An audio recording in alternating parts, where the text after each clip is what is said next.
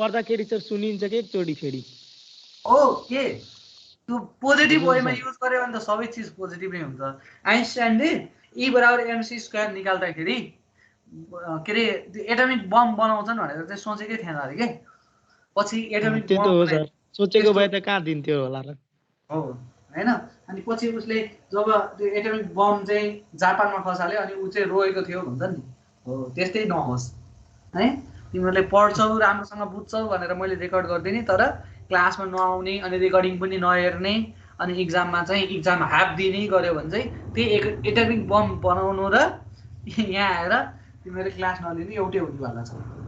Okay एजी, एजीको value नोन हुँदो रहेछ। अब एजीको भेल्यु नोन भइसकेपछि यहाँ क्वेसनले यहाँ के ट्विस्ट गर्यो हेर त। पहिला भन्दा मैले यो एजीको भेल्यु डाइरेक्टली हेर्न पाउँछु अब मैले कोडमा गएर हेलो टेबल हेर्न पाउँछु मैले डाइरेक्टली। सर स्क्रिन शेयर भएन। स्क्रिन शेयर भएन। ए हेर त ल मैले एजीको भेल्यु डाइरेक्टली जति निकाले त्यो युज गर्न पाउँछु कि पाउँदिन होला त भन त। यहाँबाट मैले जुन एजी निकाले त्यो एजी डाइरेक्टली स्टिल टेबलमा गएर हेर्न पाउँछु।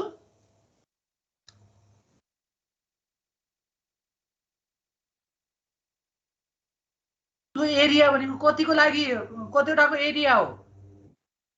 यो एरिया कतिवटाको लागि चाहिने एरिया हो? डिभाइडेड बाइ 2 गर्ने एउटाको ल्याएर हेर्नु। यहाँ चाहिँ त्यही ध्यान दिनु पर्यो। त्यही चाहिँ छुटाइन्छ इक्जाममा। यो चाहिँ टोटल एरिया रिक्वायर्ड हो। यो चाहिँ टोटल एरिया रिक्वायर्ड हो। यहाँ क्वेसनले केही पनि नभनेको हुन्थ्यो भने ल मैले एउटै एङ्गल राख्न खोज्थेँ भने यो गर्न पाउँथेँ।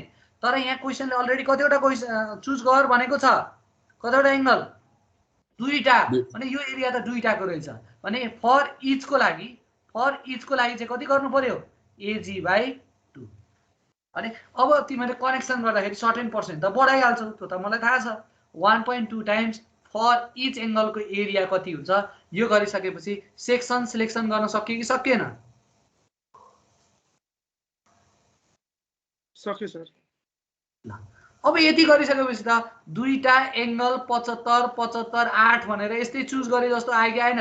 हिजोको क्वेसनमा पुग्यो कि पुगेन? पुग्यो। अब के चेक गर्छ के गर्छौं नेक्स्ट स्टेपमा के डिजाइन गर्छौं?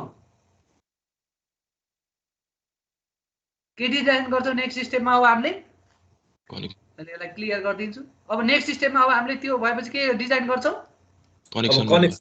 कनेक्सन गर्छौं। अब कनेक्सन गर्दाखेरि हेर यो भनेको हामीले आइडिया आफै बनाउँदैछौँ कि त्यहाँ न्युमेरिकल हेरेपछि त बुझे जस्तो हुन्छ। यो भयो भने आफूले आइडिया जेनेरेट होला भनेर। ल अब कनेक्सन गर्छौं। कनेक्सन गर्दाखेरि त्यहाँ ध्यान दिनु पर्छ के रे, यदि मैले के गरेँ भने कनेक्सन चाहिँ के गरेँ भने सेम साइडतिर गरेँ भने नम्बर अफ शेयर प्लेन कतिवटा हुन्थ्यो?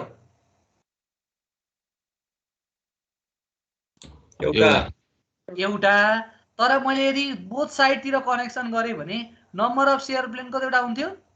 दुईटा। भनेपछि क्वेसनले केही भनेको छ र सेम साइडतिर गर बोथ साइडतिर गर भनेको छ? छैन। क्वेसनले हामीलाई के भनेको छ? जे गर्ने हो गर तर दुईटा एङ्गल युज गर मात्र भनेको छ।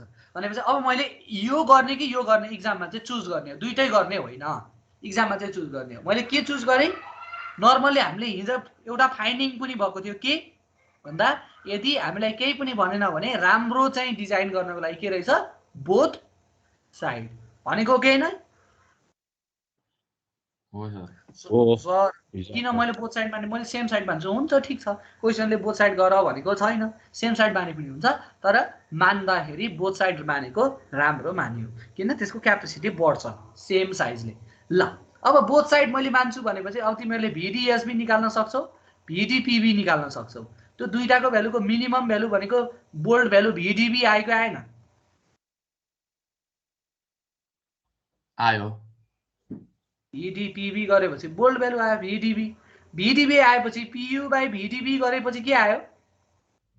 Number of bolt. अब त्यति आएपछि अब हामीले फिगर बनाउँथ्यौँ हैन, एरेन्जमेन्ट गर्थ्यौँ नि त बोल्डलाई। ल सपोज 5 वटा बोल्ड आयो भने मैले 5 वटा बोल्डलाई एरेन्जमेन्ट गर्थेँ, 5 वटा बोल्डलाई एरेन्जमेन्ट गर्थेँ। र यसको सेक्सनमा हेर्यो भने कस्तो हुन्थ्यो? त्यही माथिको जस्तै हुन्थ्यो, यस्तो हुन्थ्यो। अब यहाँ हेर्यो भने यो त आउटस्ट्यान्डिङ लेख त यो त फ्री भयो, यो कनेक्टेड भयो। एउटाले फ्री अर्को कनेक्टेड भयो भने त्यहाँ के इफेक्ट आउँछ अरे हाकिमहरु? Eccentricity. Shear lag. No, shear lag effect आउँछ। शेयर ल्याग इफेक्ट आएपछि हामीले क्लच कति चेक गर्छौं रे? 6.3 चेक गर्छौं। त्यहाँबाट TDN निकाल्छौं हैन? TDN, त्यो TDN निकाल्दाखेरि हामीलाई एउटा AG नट चाहिन्छ, अर्को ANC चाहिन्छ। AG नट र ANC भनेको के हुन्थ्यो रे, याद छ? AG नट भनेको कति? Total B minus gross Total क्या?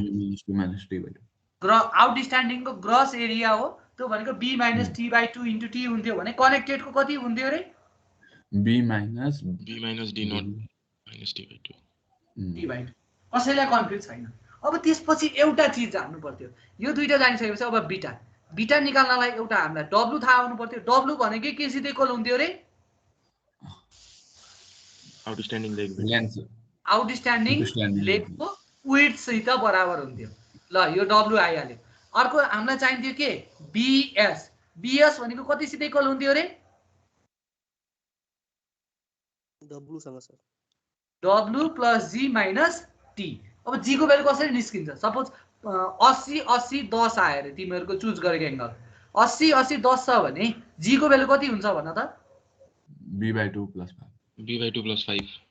हो, D/2 प्लस 5 हैन? त्यसको नजिकको 5 को मल्टिपलमा एजुम, तर ब्र्याकेटमा चाहिँ एजुम लेख्नु पर्छ है।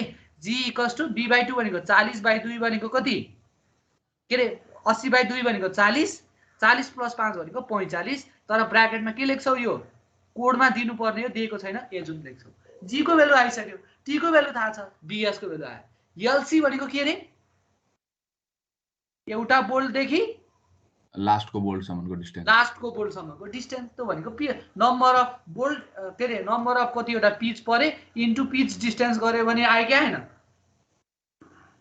ल तिम्रो बुझिहाल्यो।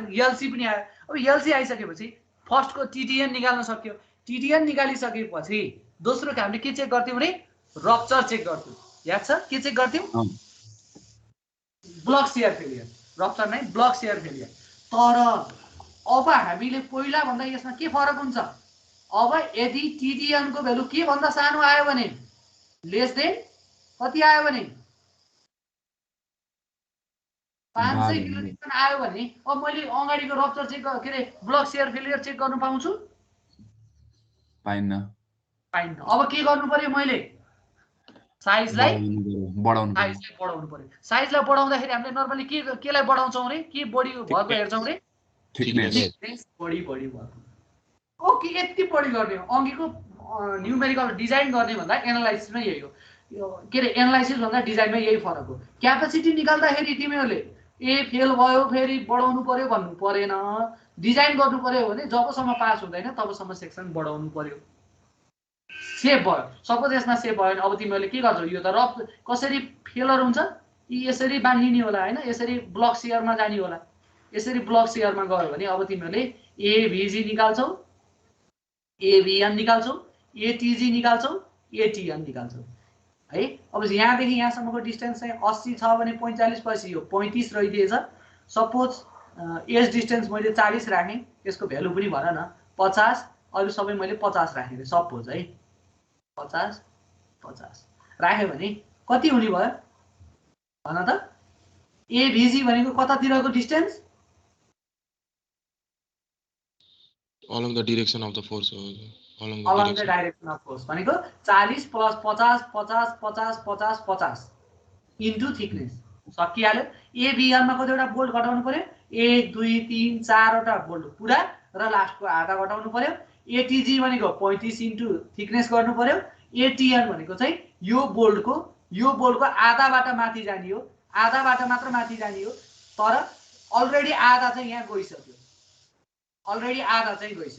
भनेपछि D0/2 घटाइदिए भयो। यति सम्मलाई कसैलाई केही कन्फ्युज छ?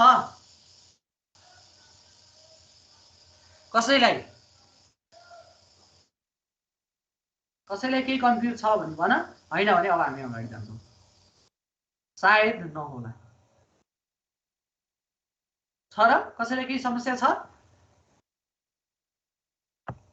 छैन। अब यति भइसकेपछि यही कुरा चाहिँ आज मैले असाइनमेन्ट दिन्छु तिमीहरूलाई। यति भइसकेपछि फेरि एकचोटि सर हेरौँ, सर एकचोटि सर रिभिजन गरिदिउँ हिजोको न्युमेरिकल।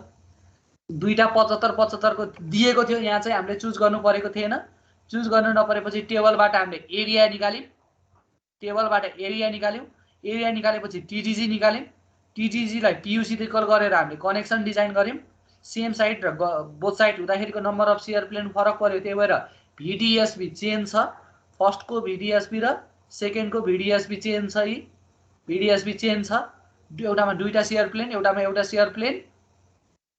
त्यसपछि हामीले बेरिङ क्यापेसिटी निकाल्यौँ दुईटैको, दुईटाको बेरिङ क्यापेसिटी निकाल्दा एउटाको थिकनेस कमन, दुईटालाई मात्र कम्पेरिजन गर्यो भने एउटामा दुईटालाई जोडेर थिकनेससित कम्पेरिजन गर्नु पर्यो।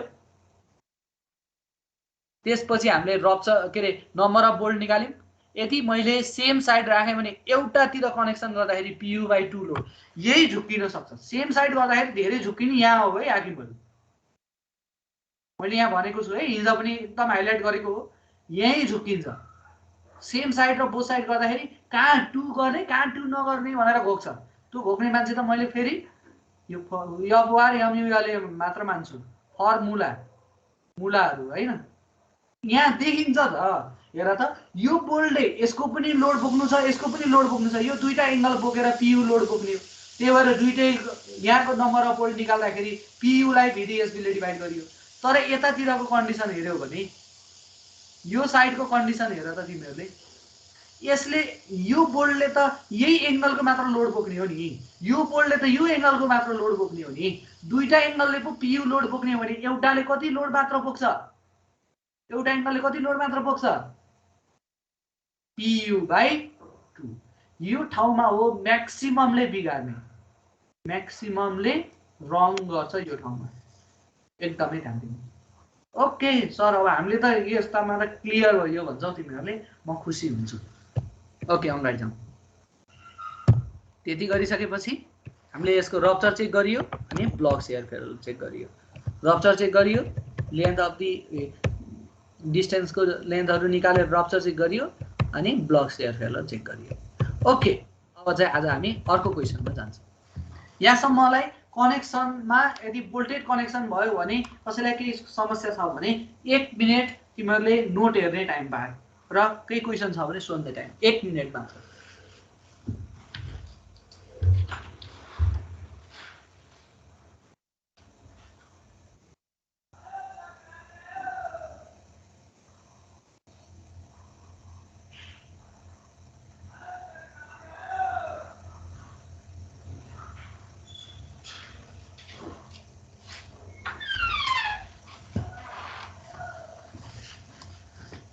ओके, कसैको केही क्वेसन छैन भने अब हामी जाउँ वेल्डिङ डिजाइनतिर। यदि यही क्वेसनले चाहिँ वेल्डिङमा डिजाइन गर्नु परेको भए, टेन्सन मेम्बर डिजाइन गर्नु पर्यो तर कनेक्सन चाहिँ वेल्डिङ गर्नु परेको भए कसरी गर्थ्यौं त? अगाडि बढौँ।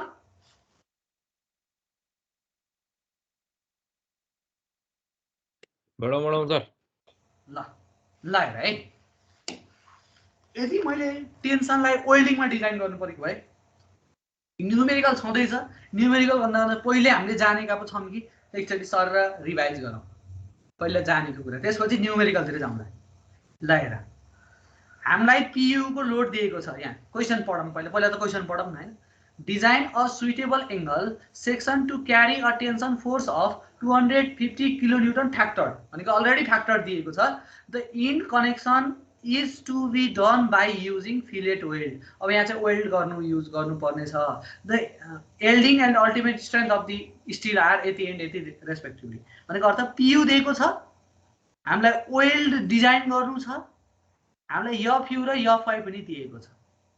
ओके ल ठीक छ, PU दिएको छ भने मैले एंगल त चुज गर्नु पर्यो, मलाई अरु केही थाहा छैन अहिलेसम्म। मलाई के थाहा छ, एंगल त चुज गर्नु पर्यो, चाहे बोल्ट गरुला चाहे वेल्ड गरुला, जे गरे पनि एंगल त त्यही चुज गर्ने हो। भनेपछि एंगल चुज गर्दाखेरि के सित इक्वल मान्छु, TTG less than greater than PU हुनु पर्ने हो। लिमिटिङ केसमा TTG इक्वल्स टु के युज गर्छु, PU युज गर्छु। त्यहाँबाट आयो TTG equals to AG FY/γ m0।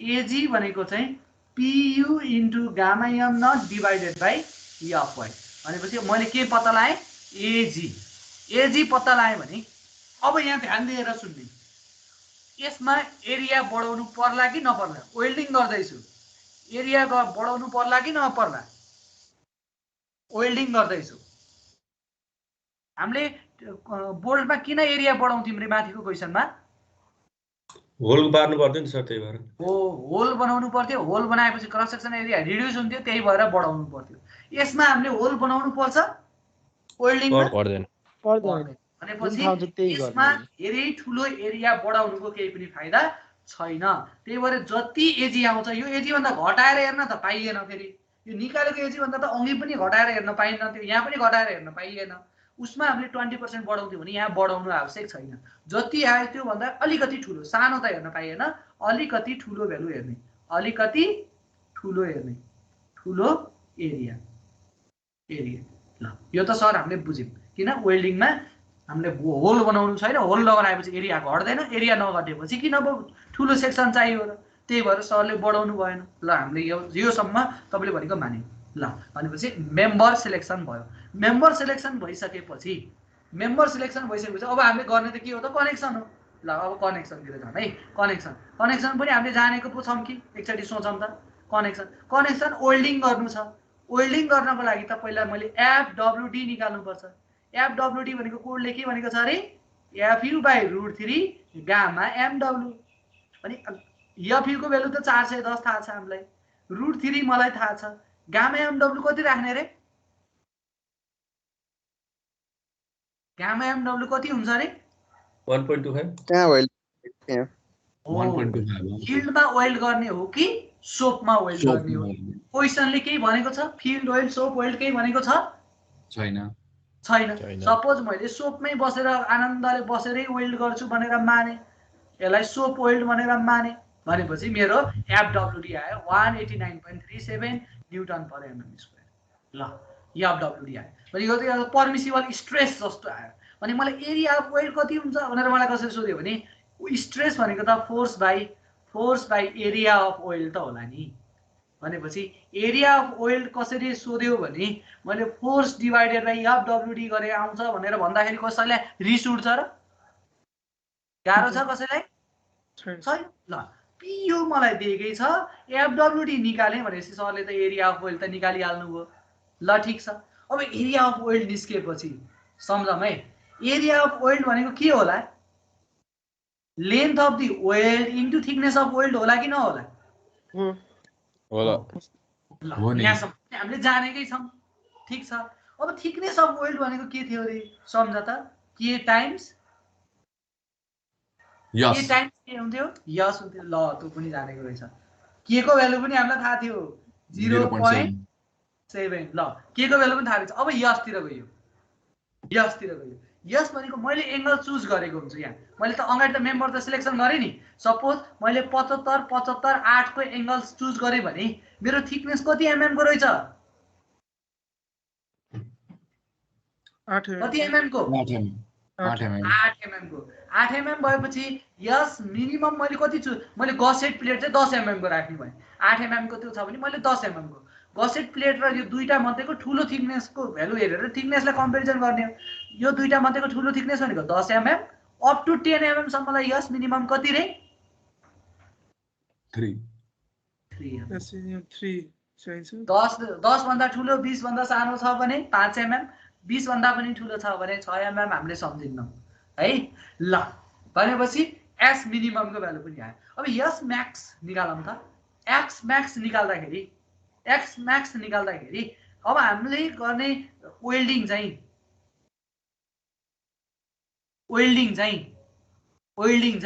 Round एजमा हो कि शार्प एजमा हो भन त मेम्बर चाहिँ राउन्ड एज वाला छ कि शार्प एज वाला छ राउन्ड एज छ भने यस म्याक्स को भ्यालु कति हुन्छ कोड अनुसार 3/4 अफ थिकनेस 3/4 अफ थिकनेस अब यहाँ चाहिँ मैले तिमीहरुलाई सधैँभरिको लागि सम्झिने एउटा अप्सन दिन्छु सधैँभरिको लागि सर अघि चाहिँ टी को भ्यालु कम्पेरिजन गर्दा 8 र 10 को ठुलो युज गर्नुभयो, अब यहाँ चाहिँ टी चाहिँ 8 राख्ने कि 10 राख्ने, गसेटको राख्ने कि एङ्गलको राख्ने भनेर तिमीहरू सोच्छौ। त्यसको लागि मैले तिमीहरूलाई सम्झिने ट्रिक भन्छु है। सपोज मैले एउटा कलेजमा प्रोग्राम गर्दै थियौँ, कलेजमा हामीले एउटा प्रोग्राम गऱ्यौँ, प्रोग्राम गर्दाखेरि अब त्यहाँ समोसा खाजा दिनु पर्यो, समोसा राखेर अब प्याकिङ गर्नु पर्यो। अब प्याकिङ गर्दाखेरि मैले धेरै मिनिमम कति प्याकिङ गर्ने भन्ने हुन्छ, एउटा म्याक्सिमम कति प्याकिङ गर्ने भन्ने हुन्छ। सपोज एउटा राम भन्ने तिमीहरूको साथी छ, राम भन्नेलाई म्याक्सिमम कतिवटा खान सक्छ? राम भन्नेले 5वटा त के भन्यो, 4वटा समोसा खान्छ। श्याम भन्ने छ लुखुरे मान्छे, श्यामले चाहिँ जम्मा 2टा समोसा खान्छ है। भने मैले मिनिमम प्याक गरिदिँदाखेरि के गर्यो भने, के यहाँ हेर त, म्याक्सिमम प्याक गर्नु पर्यो भने मैले 4वटा भन्दा बढी खाँदो रहेछ, त्यही भएर मैले कति चुज गर्नु पर्यो? 4 चुज गर्नु पर्यो म्याक्सिमम। तर मैले चाहिँ मिनिमम राख्न खोज्दैछु, मलाई फेलर खोज्ने भनेको थोरै खोज्ने हो। थोरै राख्दाखेरि मैले यस्तो कन्डिसनमा के गरेँ भने राम्रो हुन्छ हेर त, मैले मिनिमम श्यामलाई थोरै लिनेवालालाई चाहिँ मैले रिफरेन्स राखेँ भने यो थोरैवाला अगाउँछ, धेरै खानीलाई पनि एटलिस्ट थोरै खानीको जति पायो भने ऊ पनि खुसी हुन्छ। थोरैको भन्दा पनि थोरै राख्दियो भने यो धेरै खानीलाई त बिचरा पुग्दैन। त्यही भएर इक्जाम्पल है, अब कतिको बुझ्यो एकचोटि फेरि सुन। धेरै खानीको मैले समोसा राखिदिएँ भने यसले फाल्नेवाला छ, यसलाई ओभरफ्लो हुनेवाला छ, त्यही भएर यो वेस्टेज हुन्छ। त्यही भएर अब मैले त्यहाँ के ट्रिक लाएँ, यसरी समोसा राखिदिउँ, धेरै खानीलाई एभरेज पुगोस् तर कम खानीलाई चाहिँ सफिसियन्ट पुगोस् भनेर राख्यो भने मैले 2टा समोसा राख्छु। 2टा समोसा राख्यो भने थोरै खानीले पनि फाल्ने भएन, धेरै खानीलाई पनि खाजा खाए जस्तो चाहिँ हुने भयो। भने जस्तै अब मैले मिनिमम खोज्नु पर्यो भने मैले सानोलाई खोजेँ भने सानोको पनि सानो खोज्दाखेरि त यो ठुलोवाला थिकनेसलाई त भएको पनि नभए जस्तो हुनसक्छ। त्यही भएर यस मिनिमम खोज्दाखेरि चाहिँ 2टा मध्येको ठुलो थिकनेस खोज्नुपर्ने हुन्छ। यस मिनिमम निकाल्दाखेरि 2टा मध्येको ठुलो थिकनेसको रिफरेन्स लिन्छु मैले, ठुलो थिकनेसको रिफरेन्स लिन्छु भने यस म्याक्सिमम निकाल्दाखेरि चाहिँ फेरि के हुन्छ, थोरै हुँदाखेरि सानोलाई हेऱ्यो भने सानोले झन् थोरै खाइदिन्छ, त्यही भएर त्यो धेरै थोरै हुन्छ ठुलो खानीलाई। ठुलो हेऱ्यो भने के हुन्छ, मैले ठुलोलाई हेरेँ भने सानोलाई ओभरफ्लो हुन्छ। त्यही भएर यस म्याक्स हेर्दाखेरि 2टा थिकनेस मध्येको के थिकनेस हेर्नुपर्ने हुन्छ, 2टा थिकनेस मध्येको के थिकनेस हेर्नुपर्ने हुन्छ, हेर है। यस मिनिमम हेर्नु छ भने 2टा थिकनेस मध्येको ठुलो थिकनेसलाई चाहिँ कम्पेरिजन गर्ने, सानो थिकनेस हेर्नु छ भने के अरे यस म्याक्स निकाल्नु पर्ने छ भने सानो थिकनेसको थिकनेसलाई कम्पेरिजन गर्ने। भनेपछि 8 र 10 को सानो भनेको कति हुने भयो, यहाँ 3/4 × 8 हुने भयो। अघिको चाहिँ कति, 8 र 10 को ठुलो भनेको चाहिँ कति थियो, 10 थियो, त्यही भएर 3 mm। यदि मैले 15 mm मानेको हुन्थ्यो भने मलाई यस मिनिमम कति हुन्थ्यो, यहाँ यस मिनिमम 5 mm, यस म्याक्सिमम 6 mm। कुरा बुझ्यो हाकिमहरू? के रहेछ दिँदाखेरि थोरै दिँदाखेरि मैले थोरै खानीलाई हेरेँ भने कुरा बिग्रिन्छ, थोरै दिँदाखेरि धेरै खानीलाई हेर्नु पर्यो, धेरै खानीलाई पनि खाजा खाए जस्तो हुनु पर्यो। नत्र कलेजले त्यत्रो प्रोग्राम गरे के खुवायो, एउटा समोसा त्यो त मलाई खाए जस्तै भएन, बाहिर गएर फेरि मोमो खानु पर्यो भन्छ हैन। त्यही भएर के गर्नु पर्यो, धेरै के अरे थोरै दिनु छ भने धेरै खानीलाई रिफरेन्स मान्नु पर्यो, धेरै खानीलाई पनि खाजा खाए जस्तो होस् भनेर दिनु पर्यो। यदि धेरै दिनु छ भने चाहिँ नफालोस् भनेर थोरै खानीले चाहिँ कतिसम्म खान्छ त भनेर ख्याल गर्नु पर्यो, ताकि वेस्टेज नजाओस्, वेस्ट नहोस्। कुरा बुझ्यो? यही कन्सेप्ट लाउ त। यसको जहिले पनि यसबाट थिकनेस कुन राख्ने त, 2टा होला 3टा होला, कहिलेकाहीँ 4वटामा वेल्डिङ गर्नुपर्ने होला एकैचोटि भने त्यसमा मिनिमम थिकनेस कति राख्नुपर्छ भनेर निकाल्नु पर्यो भने जहिलेलाई पनि फर्मुला इजिली भन्छ। यस मिनिमम निकाल्दा धेरैलाई पुग्ने गरेर निकाल्नु पर्यो। त्यही भएर ठुलो थिकनेस हेर्छौँ, म्याक्सिमम हेर्दाखेरि वेस्टेज नजाओस् भन्ने कन्सेप्ट लाउँछौँ र ठुलो थिकनेस नहेरेर सानो थिकनेस हेर्छौँ। ल सर अब यो पनि हामीले बुझ्यौँ यस मिनिमम 3 mm यस म्याक्सिमम 6 mm तपाईले यस को भ्यालु मान्नुस् 3 mm माने पनि हुन्छ 6 mm माने पनि हुन्छ 3 देखि 6 mm को जुन भ्यालु माने पनि हुन्छ भन्छौ तिमीहरूले मैले माने 5 mm 5 mm माने भने मेरो थिकनेस आयो कि आएन बोल है बोल तिमीहरू बोलेनौ भने यहाँ फेरि कुरा गडबड हुन्छ थिकनेस आयो कि आएन हेलो आयो सर आयो आयो थिकनेस आयो भने क्लज हेर्नु पर्ने हो हजुर यस मिनिमम को लागि हैन त मैले सम्झाएको पो त टेबल नम्बर 21 त कलेक्ट कहाँ दिएको छ IS 800 2007 तर प्रत्येक चोटी वेल्ड गर्नु छ भने टेबल नम्बर 21 प्रत्येक चोटी पल्टाएर भ्याइन्छ भ्याइदैन त्यही भएर हामीले के गरेका थियौं क्लासमा सम्झेका थियौं कुरा बुझिन्छ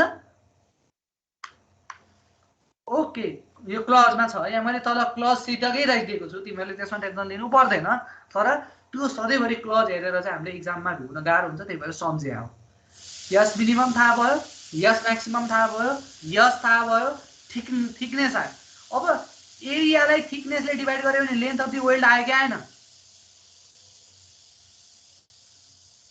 एरियालाई थिकनेसले मल्टिप्लाई गर्यो भने लेन्थ अफ द वेल्ड आयो ल लेन्थ अफ द वेल्ड पनि निकाल्न जानिम सर भन्छु अनि मैले भन्छु एंगललाई कनेक्सन गर्दै छौ है साथीहरु ध्यान दिग भन्छु किन भन्छौ तिमीहरूले एंगलको सीजी कहाँ पर्दैन एंगलको सीजी कहाँ पर्दैन बीचमा पर्दैन बीचमा नपरेपछि मैले सीजी ब्यालेन्स गर्नलाई के गर्नुपर्छ जतातिर दुईटा लाइन छ त्यतातिर लेन्थ धेरै जतातिर लेन्थ कम के रे दुईटा लाइन छैन त्यतातिरको लेन्थ वेल्डिङ लेन्थ कि वेल्डिङ लेन्थ कम गर्नुपर्छ र वेल्डिङ गर्छु भन्छु सर त्यो त हामीले पहिलाकै न्यूमेरिकलमा पनि जानिसकेका छौं भन्छौ त्यो बुझिहाल्छु अनि मैले के गर्छु ल यो त सिद्धियो कनेक्सन पनि सिद्धियो अब चाहिँ यहाँ ब्लक शेयर फेलियर हुनलाई यहाँ ब्लक शेयर फेलियर हुनलाई टुक्रो निस्केर जाने भन्ने छ र रप्चर हुन पोसिबल छ र यहाँ क्रस सेक्सन एरिया कहीं घटेको छ र छैन छैन ओहो आनन्द भयो ब्लक शेयर फेलियर चेक गर्नु परेन भन्छौ म पनि खुसी हुन्छु ठीक छ परेन सजिलो छ अब अर्को तिमीले सम्झिन्छौ के शेयर ल्याग इफेक्ट त्यहाँ एउटा हिजो तपाईले फर्मुला देखाउँदाखेरि त्यहाँ एउटा नयाँ चीज थियो हामीले त्यहाँ हिजै सोधेका थियौं अब आज त झन् मजाले बुझिने भयो भन्छौ के थियो हिजोको सम्झ त वेल्डिङ के रे बोल्टिङ गरेको ठाउँमा चाहिँ यहाँदेखि यहाँसम्मको लेन्थ भनेको बीएस को भ्यालु दिएको थियो भने बीएस को भ्यालु भनेको कति रे W + G - T थियो भने वेल्डिङ गरेको ठाउँमा बाङ्गिने लेन्थ भनेको त यतिदेखि यतिसम्म त हो नि हैन बीएस को भ्यालु कति लेखिदिएको थियो W हो यति हो फरक अनि त्यही put the formula get the answer अब यसमा कनेक्टेड लेगको एरिया र आउटस्ट्यान्डिङ लेगको एरिया फरक छ र कनेक्टेड लेगको एरिया घटेको छ र अहिले छैन दुईटा एरिया पनि बराबर हुन्छ यो त अंकीको भन्दा त कति सजिलो पो हुँदो रहेछ सरले नसिकाए पनि हामीले बुझिसक्यौं भन्छौ तर पनि मैले सिकाउँछु ल हेर त अंकी मैले भनेको फिगर हो के यो फिगर हेर त यहाँ हेर त वेल्डिङ हुँदाखेरि यहाँ चाहिँ यहाँदेखि यहाँसम्मको यति भाग चाहिँ यो भाग चाहिँ यहाँदेखि यहाँसम्मको यो पार्ट चाहिँ भाङ्गिन पाउँछ यति भाग चाहिँ भाङ्गिन पाउँछ त्यही भएर यो शेयर ल्याग इफेक्टमा जान्छ तर यहाँ कनेक्सन गरिसकेपछि यति पार्ट चाहिँ फिक्स्ड भयो भाङ्गिने पार्ट यति मात्र भयो त्यही भएर बीएस को भ्यालु चाहिँ कतिसित इक्वल भयो W सँग इक्वल अब कनेक्टेड लेग र आउटस्ट्यान्डिङ लेगको एरिया बराबर हुनेवाला छ किन इक्वल एंगल हेरेका छौं त्यो भइसक्यो त put the formula get the answer ल अब हेर त मैले सरर भने पनि नबुझ्ने कोही हुन्न एकजना पनि नबुझ्ने निस्क्यो भने मलाई भनौ मलाई गाली गरौला ल हेर ल अब बल्ल सुरु भयो न्यूमेरिकल PU को भ्यालु दिएको छ 250 जसले जहाँ पुग्दैन माइक अन गर्छ सोध्छ है FI को भ्यालु दिएको छ 250 FE को भ्यालु दिएको छ 410 FWD निकालेर बस्दै नि वेल्डिङ भनेको छ निकाल्दिम न त किन पछि गएर दुःख गर्नु भनेर मैले निकाल्दै FU/√3 gamma MW 189.37 so weld मैले माने अब सेक्सन सिलेक्सन गर्न खोजे सेक्सन सिलेक्सन गर्दाखेरि के गर्ने रे TTG को भ्यालु ग्रेटर देन PU हुनु पर्ने हो लिमिटिङ केसमा TTG = के गर्न पाइन्छ PU गर्न पाइन्छ त्यहाँबाट एरिया क्याल्कुलेटेड निकाले कति 1100 अब यसमा स्लाइटली हायर चुज गर्छौ भने ठीक छ तर यो सियर ल्याग इफेक्टलाई मिनिमाइज गर्नलाई मैले थोरै बढी युज गर्छु भन्नलाई पाउँछु, तर के चाहिँ आवश्यक छैन, यहाँ धेरै बढाउनु आवश्यक छैन। त्यही भएर मैले यहाँ चुज गर्दाखेरि बढाएकै छैन। हेर त 1100 चाहिएको छ, मैले चुज गर्दाखेरि 11.4 को 1140 वाला चुज गरेँ। 1140 भनेको फर्केर यसो हेर्दाखेरि अघि माथि गरेको एङ्गल जुन थियो त्यही परेछ, 75 75 8 परेछ। कति परेछ? 75 75 8। एङ्गल चुज गर्नलाई कसैले गाह्रो छ, मैले यो एरिया भन्दा धेरै बढाइन कि। किन बढाइन? मलाई एरिया रिड्युसै गरेको छैन भने किन बढाउनु मैले फोकटमा बढाउनुको केही आवश्यक नै छैन। त्यही भएर मैले यहाँ बढाइन। यो नबढाइसकेपछि एरिया कन्स्ट्यान्ट रह्यो, एरिया कन्स्ट्यान्ट रह्यो, 1100 रह्यो। 1100 कै मैले सेक्सन छैन, 1100 को सेक्सन नभएपछि 1100 भन्दा कम चाहिँ चुज गर्न पाइएन। त्यही भएर मैले 1140 चुज गरेँ। कसैलाई सेक्सन चुज गर्नमा गाह्रो छ? कसैलाई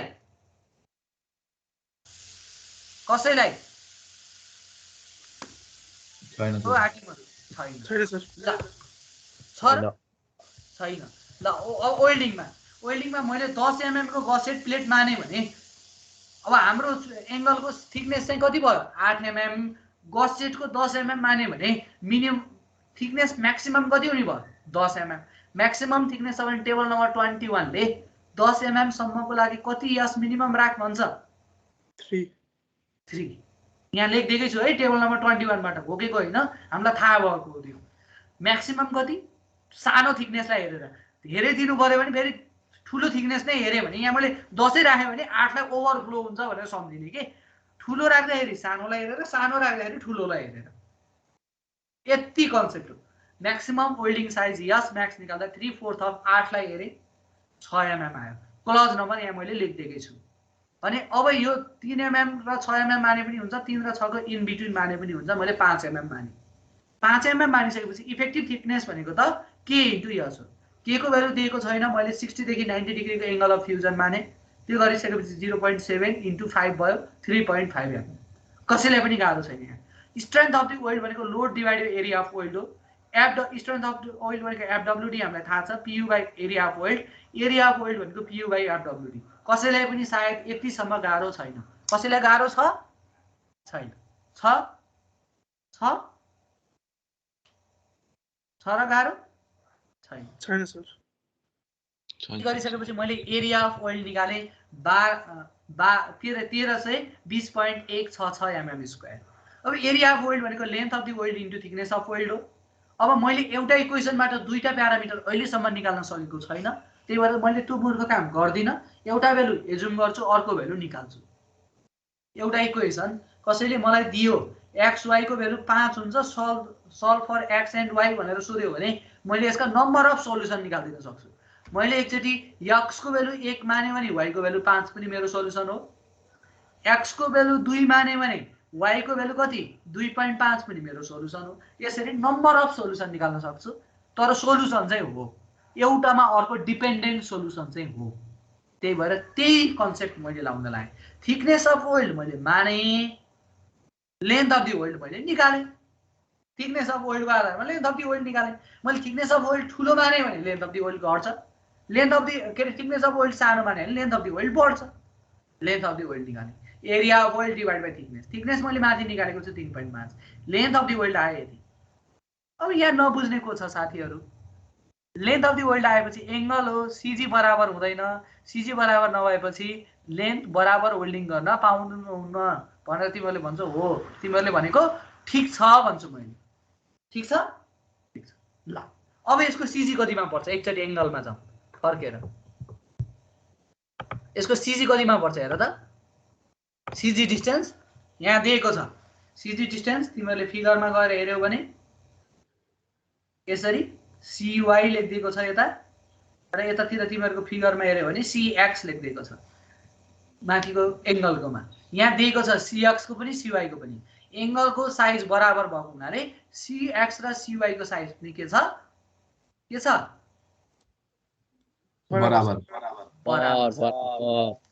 2.14 cm भनेको सबै काम mm मा गरेको हुनाले 21.4 mm भयो भनेर भन्छु। कसैलाई पनि टाउको दुखाइ छैन। ओके, अब यति गरिसकेपछि हेर है, यति गरिसकेपछि यतातिर 21.4 भयो भने माथितिर रह्यो 75 माइनस 21.4 53.6 ओके ल अब तपाईले लेन्थलाई कसरी डिभाइड गर्ने भन्दा सरले त हेर्दा यस्तो नयाँ तरिकाले गर्नु बारे छ ठीक छ तर मैले यहाँ कन्सेप्ट बुझाउँछु एक्जाममा त यही गरे पनि हुन्छ तर कन्सेप्ट बुझाउँछु हामीले बराबर वेल्डिङ किन गर्दैनौँ रे के आउँछ बराबर वेल्डिङ गर्यो भने इसेन्ट्रिसिटी आउँछ इसेन्ट्रिसिटीले के डेभलप गर्ने हो मोमेन्ट बेन्डिङ मोमेन्ट हामीले मोमेन्ट डेभलप गर्ने इसेन्ट्रिसिटी आउन दिएका छैनौँ भन्नुको अर्थ अब हामीले यसरी वेल्डिङ गर्यो भने टोटल मोमेन्ट त्यहाँ कति आउनु पर्छ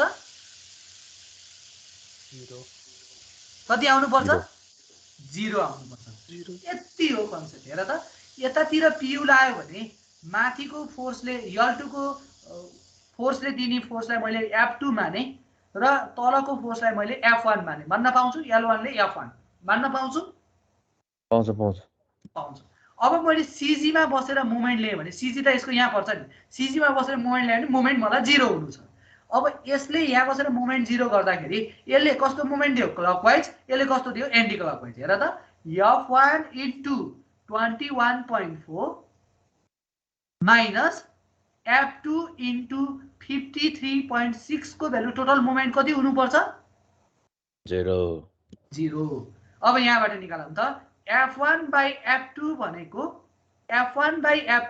कति हुँदो रहेछ 53.6 divided by 21.4 यो भन्नु र यो भन्नु त एउटै हो नि हैन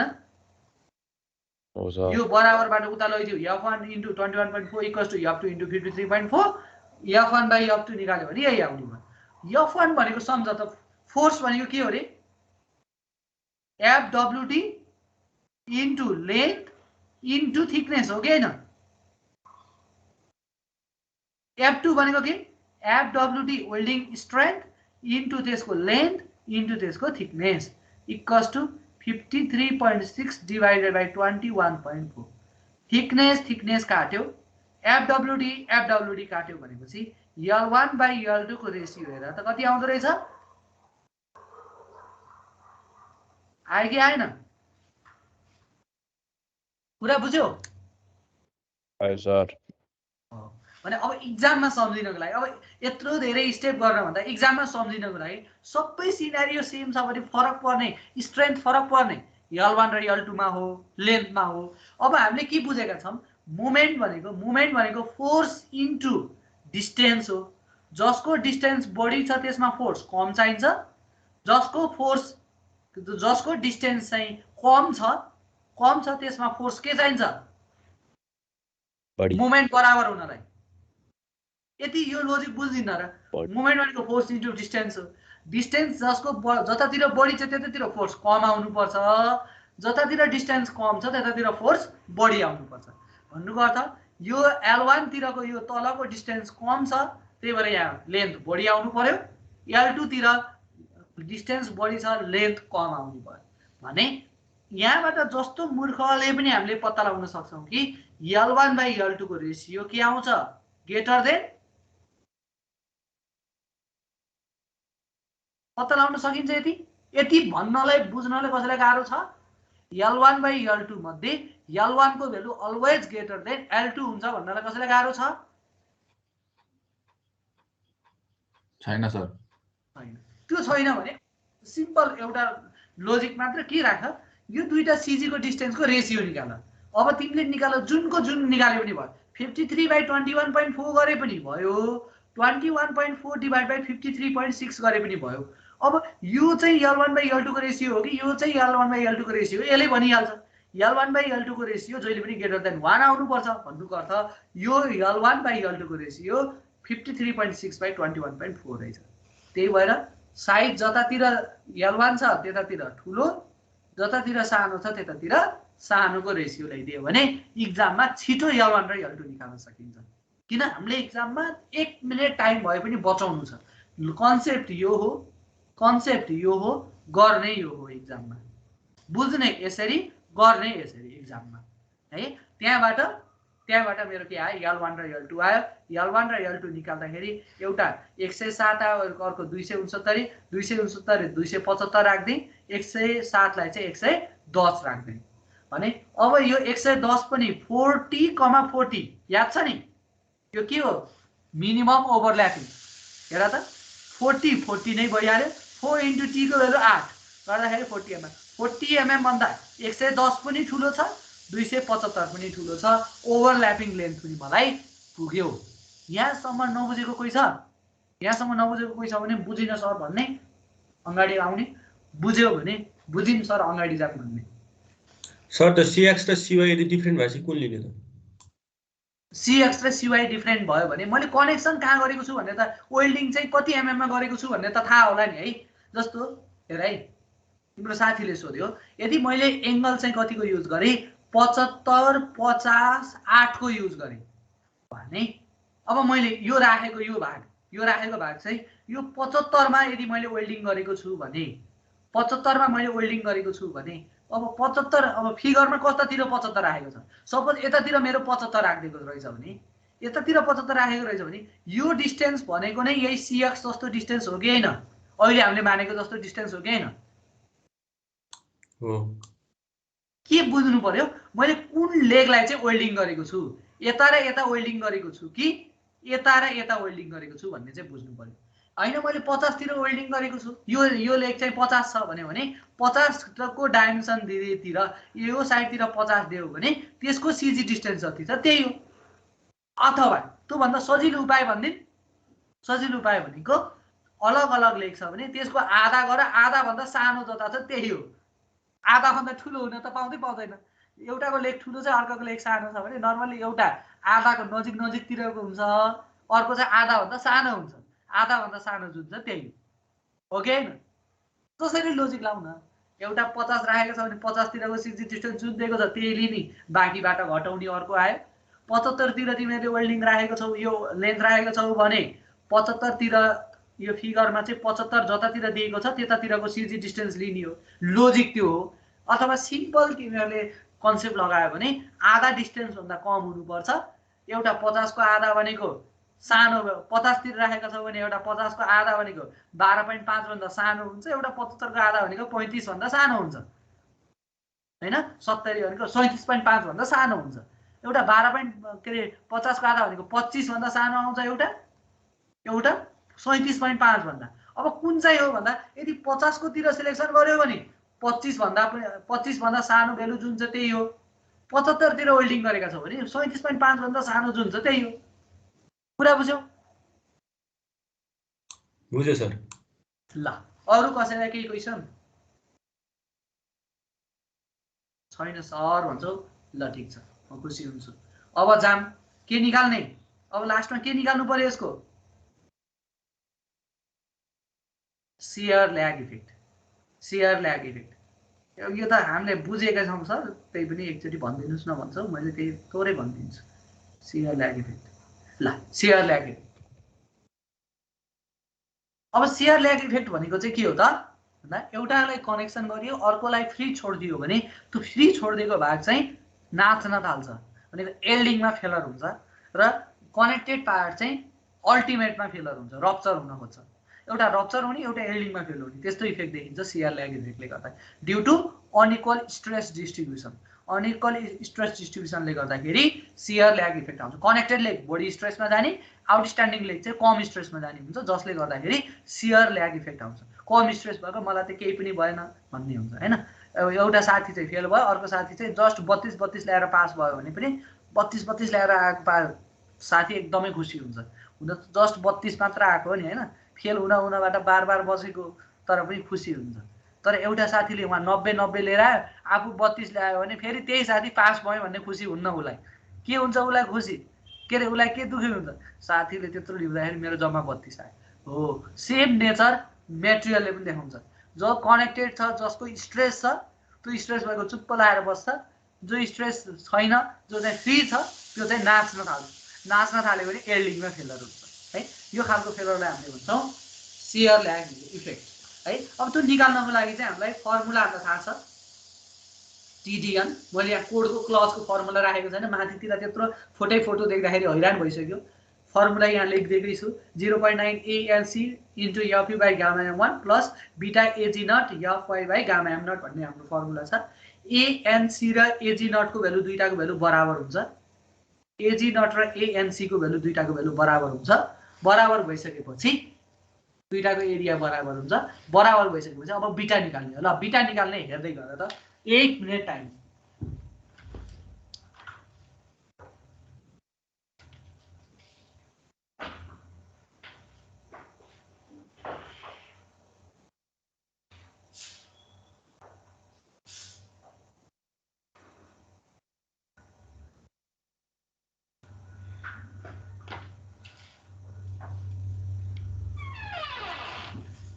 ओके ल अब हेर त बीटा निकालेको 1.4 सकिहाल्यो। डब्लु भनेको त के हो रे?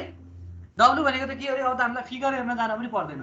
डब्लु भनेको कनेक्टेड लेगको लेन्थ हो, के आउटस्ट्यान्डिङ लेगको विड्थ हो। त्यो भनेको 75 छ, सकिहाल्यो। अनि बीएस भनेको र डब्लु भनेको बराबर हुन्छ, त्यो पनि 75 भयो। अब आयो थिकनेस भनेको 8 mm छ। अब एलसी भन्नेमा चाहिँ एकचोटि ध्यान दिऊ। एलसी भन्ने चाहिँ अब दुईटा छन्। इनदेखि इनसम्मको कनेक्टेड लेन्थ भनेको छ। अब इनदेखि इनसम्मको कनेक्टेड लेन्थ हेर्यो भने एकातिर 110 छ, अर्कोतिर कति छ? अर्कोतिर कति छ? 275 छ।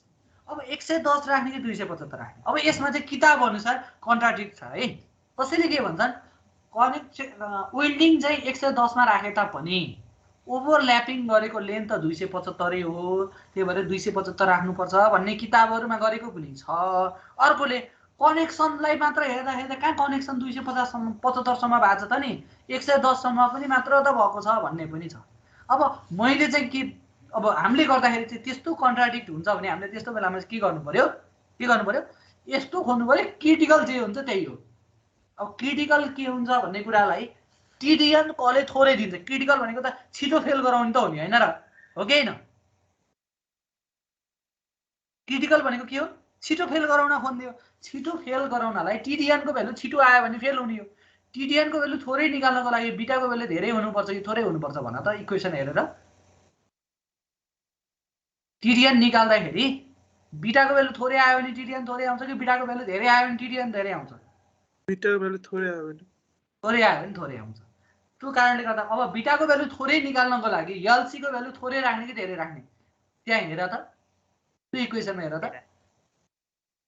अब त्यहाँ हेर त 1.4 कन्स्ट्यान्ट भयो, माइनस पछाडीको भ्यालु जति ठुलो आयो, पछाडीको भ्यालु जति ठुलो आयो त्यति धेरै बीटाको भ्यालु घट्ने हो कि हैन? अब पछाडीको भ्यालु ठुलो आउनको लागि अगाडिका त कन्स्ट्यान्ट भयो। बीएस र एलसी लाई हेर्दाखेरि तल डिभाइड गर्ने भ्यालु चाहिँ ठुलो भयो नि त्यो रेशियो घटी आउँछ। त्यो एलसी को भ्यालु कम भयो भने त्यो तलको रेशियो बढी आउँछ। त्यो रेशियो बढी आयो भने बीटाको भ्यालु घट्ने भ्यालु हो, त्यो घट्छ। भनेपछि यहाँ चाहिँ 275 नराखेर, यहाँ मैले त्यही बुझाउनको लागि यहाँ 275 राखिदिएको छु। किताबमा 275 यस्तो कन्डिसनमा ठुलो नै राखेर गरेको पनि तिमीहरूले सोलुसन भेटाउँछौ। तर 275 नराखेर इक्जाममा चाहिँ तिमीहरूले के राखे पनि हुन्छ? 110 mm।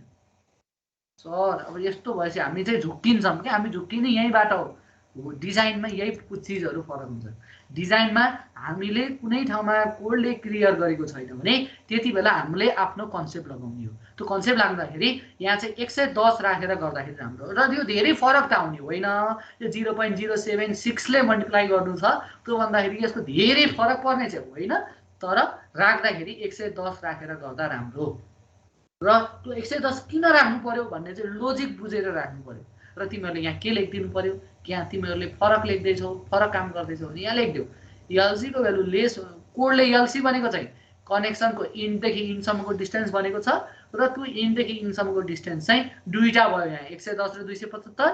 But when we provide 110 mm, beta value is less as compared to when providing 275 mm. So use LC equals to 110 mm for calculating the rupture strength. भनेर लेखिदियो भने त गाडी के हुन्छ? सललल दगुर्छ, एकदमै मजाले बुझिन्छ। बीटाको भ्यालु आयो, बिटाको भ्यालु आएपछि एएनसी र एजी नट बराबर भयो अनि यहाँबाट टिडिएन आयो। यो टिडिएनको भ्यालु पनि हेर त 250 चाहिएको थियो 333 भनेको अर्थ खासै हेर त रप्चरमा फेल भयो जस्तो देखियो र हामीले खासै बढाएकै थिएन स्ट्रेन्थ चाहिँ हेर त 1100 त चाहिएकै थियो 1100 चाहिएकै थियो 1140 राख्दाखेरि पनि यहाँ यो रप्चर स्ट्रेन्थ हेऱ्यो भने कति ठुलो आउँदो रहेछ। त्यही भएर सियर ल्याग इफेक्ट सिंगल एंगलको के अरे वेल्डिङको लागि धेरै क्रिटिकल हुँदो रहेन रहेछ। सियर ल्याग इफेक्ट वेल्डिङको लागि खासै क्रिटिकल हुँदो रहेन रहेछ। हुन त एउटै न्युमेरिकलबाट के अरे जजमेन्ट गर्ने त होइन तर नर्मल्ली चाहिँ हाम्रो सियर ल्याग इफेक्ट चाहिँ क्रिटिकल हुँदैन सिंगल एंगलको लागि। ओके ल अब यति कुरा बुझिसकेपछि हजुर त्यहाँनिर हामीले 110 लिने भन्ने कुरा भयो नि कहीँ एक्जाममा झुकेपछि 75 राख्यो भने रङ त होइन नि। हुन्न है 275 राख्दै पनि भयो तर कन्सेप्ट दिएर यसरी लोजिक लेख्यो भने चाहिँ नम्बर यस्तो यहाँ मैले अघि भने नि यो यस्तो लोजिक दियो भने चाहिँ तिमीहरूको नम्बर चाहिँ राम्रो आउँछ। तिमीहरूको कपी चेक गर्दाखेरि यस्ता लोजिकहरू चाहिँ हेरिन्छ र यस्तो लोजिकहरू चाहिँ हाइलाइट गरेर पेन्सिलले अन्डरलाइन गरेर राखिदियो। यदि केही कामहरू तिमीहरूले खतरा कन्सेप्ट लाग्छु जस्तो लागेको छ भने कन्सेप्चुअल कामहरू गरेको छ बोर्डले भन्यो भन्दा अथवा कुनै पनि सब्जेक्टमा नर्मल जुन के अरे हामीले प्री जजमेन्ट जे हुन्छ त्यो भन्दा चाहिँ अलिकति फरक कन्सेप्ट लगाएर चाहिँ त्यो कुनै न्युमेरिकलहरू सल्भ गरेका छौ अथवा कुनै थ्योरीहरू लेखेका छौ भने त्यस्तो पोइन्टहरूलाई अथवा त्यस्तो लेखेको चिजहरूलाई चाहिँ हाइलाइट गरिदिने अन्डरलाइन गरिदिने। जस्तो थ्योरीमा लङ क्वेसनमा पनि केही कुराहरू तिमीले चाहिँ लोजिक चाहिँ जस्तो किताबहरूमा नर्मली एउटा लोजिक दिइरहेको थियो तर तिमीलाई चाहिँ त्योभन्दा पनि अझै यो कारणले गर्दाखेरि चाहिँ यो चिज चाहिँ यो कारणले गर्दा त्यस्तो भएको हो भन्ने लाग्छ र त्यसको तिमीले प्रपर एक्सप्लानेसन गर्न सक्छौ भने त्यस्तो चिजलाई चाहिँ हाइलाइट गरिदिनुपर्छ। हाइलाइट गरिदिएपछि सरको आँखा त्यो ठाउँमा पुग्छ र त्यो एक्सप्लानेसन चाहिँ त्यस्तोमा प्रपर एक्सप्लानेसन चाहिन्छ। जे भन्ला त्यही गरेर मैले लेखेँ भनेर हाइलाइट गरेर चाहिँ हुँदैन। त्यस्तो चिजहरू चाहिँ किन उसको दिमागमा पनि त्यो छिराइदिनु पर्यो नि। त्यसको लागि चाहिँ अलिकति एक्सप्लानेसन लेखेर त्यस्तो गर्यो भने तिम्रो नेक्स्ट क्वेसनहरू चेक गर्दाखेरि तिम्रो नम्बर दिने नम्बर चाहिँ अब यो सबै न्युमेरिकल गरेको छ यो 12 नम्बरको न्युमेरिकल हो एक्सप्लानेसन सबै गरेको छ भने अक्षर कस्तो गर्यो फिगर कस्तो बनायो हेरिन्न 12 मा 12 यस्तो मजाले बुझेको रहेछ सकिहाल्यो त। भोलि पर्सि त रिपोर्ट त ओडमा बनाउँछ नि अक्षरको के मतलब हुन्छ र माइक्रोसफ्ट ओडमा बनाउँदाखेरि भनिन्छ अनि मस्तले नम्बर दिइन्छ। त्यही भएर यस्तो कुराहरू चाहिँ हामीले ख्याल गर्नुपर्छ। यति हो वेल्डिङको डिजाइन। कसैलाई केही गाह्रो? अब इक्जाममा तिमीहरूलाई यहाँबाट मैले समराइज गरिदिन्छु। इक्जाममा चाहिँ तिमीहरूलाई सोध्यो क्वेसन तर वेल्डिङ पनि भनेन बोल्डिङ पनि भनेन भने के गर्दाखेरि छिटो हुँदो रहेछ हाकिमहरू? वेल्डिङ एउटा वेल्डिङ गर्दाखेरि सेक्सनमा एरिया बढाउनु पर्दो रहेछ जतिको त्यति चुज गर्यो भने सेक्सन फेल पनि हुँदो रहेनछ अर्को कनेक्सन गर्नलाई के अरे कनेक्सन गर्नलाई पनि छिटो र अर्को सबैभन्दा फाइदा त ब्लक सेयर फेलियर चेकै गर्नु पर्दैन। ब्लक सेयर फेलियर चेक गर्नु परेन एउटा अप्सन र अर्को रिपिट गर्नुपर्ने चान्सेस एकदमै लेस हुन्छ। तिमीहरूले जति मलाई त्यति उयो अगाडिको जस्तो बढायो भने त अब रिपिट गर्नु पर्यो 20% बढायो भने त ठुलो आउँछ रिपिट गर्नुपर्छ 20% नबढाइकन जतिको तति लियो भने तिमीहरूलाई रिपिट पनि गर्नु पर्दैन अनि तिमीहरूको ब्लक सेयर फेलियर चेक पनि गर्नु पर्दैन। त्यो भइसकेपछि डिजाइन चाहिँ छिटो सिद्धाउन सकिन्छ। ओके अब यसपछि चाहिँ एउटा हाम्रो लास्ट टपिक छ सिलेक्ट रेशियोको कुरा हैन नि हजुर लेन्थ दिएको छ र छैन लेन्थ छैन भने चेक गर्नु परेन लेन्थ दिएको छ भने एल/आर निकाल्ने हो है।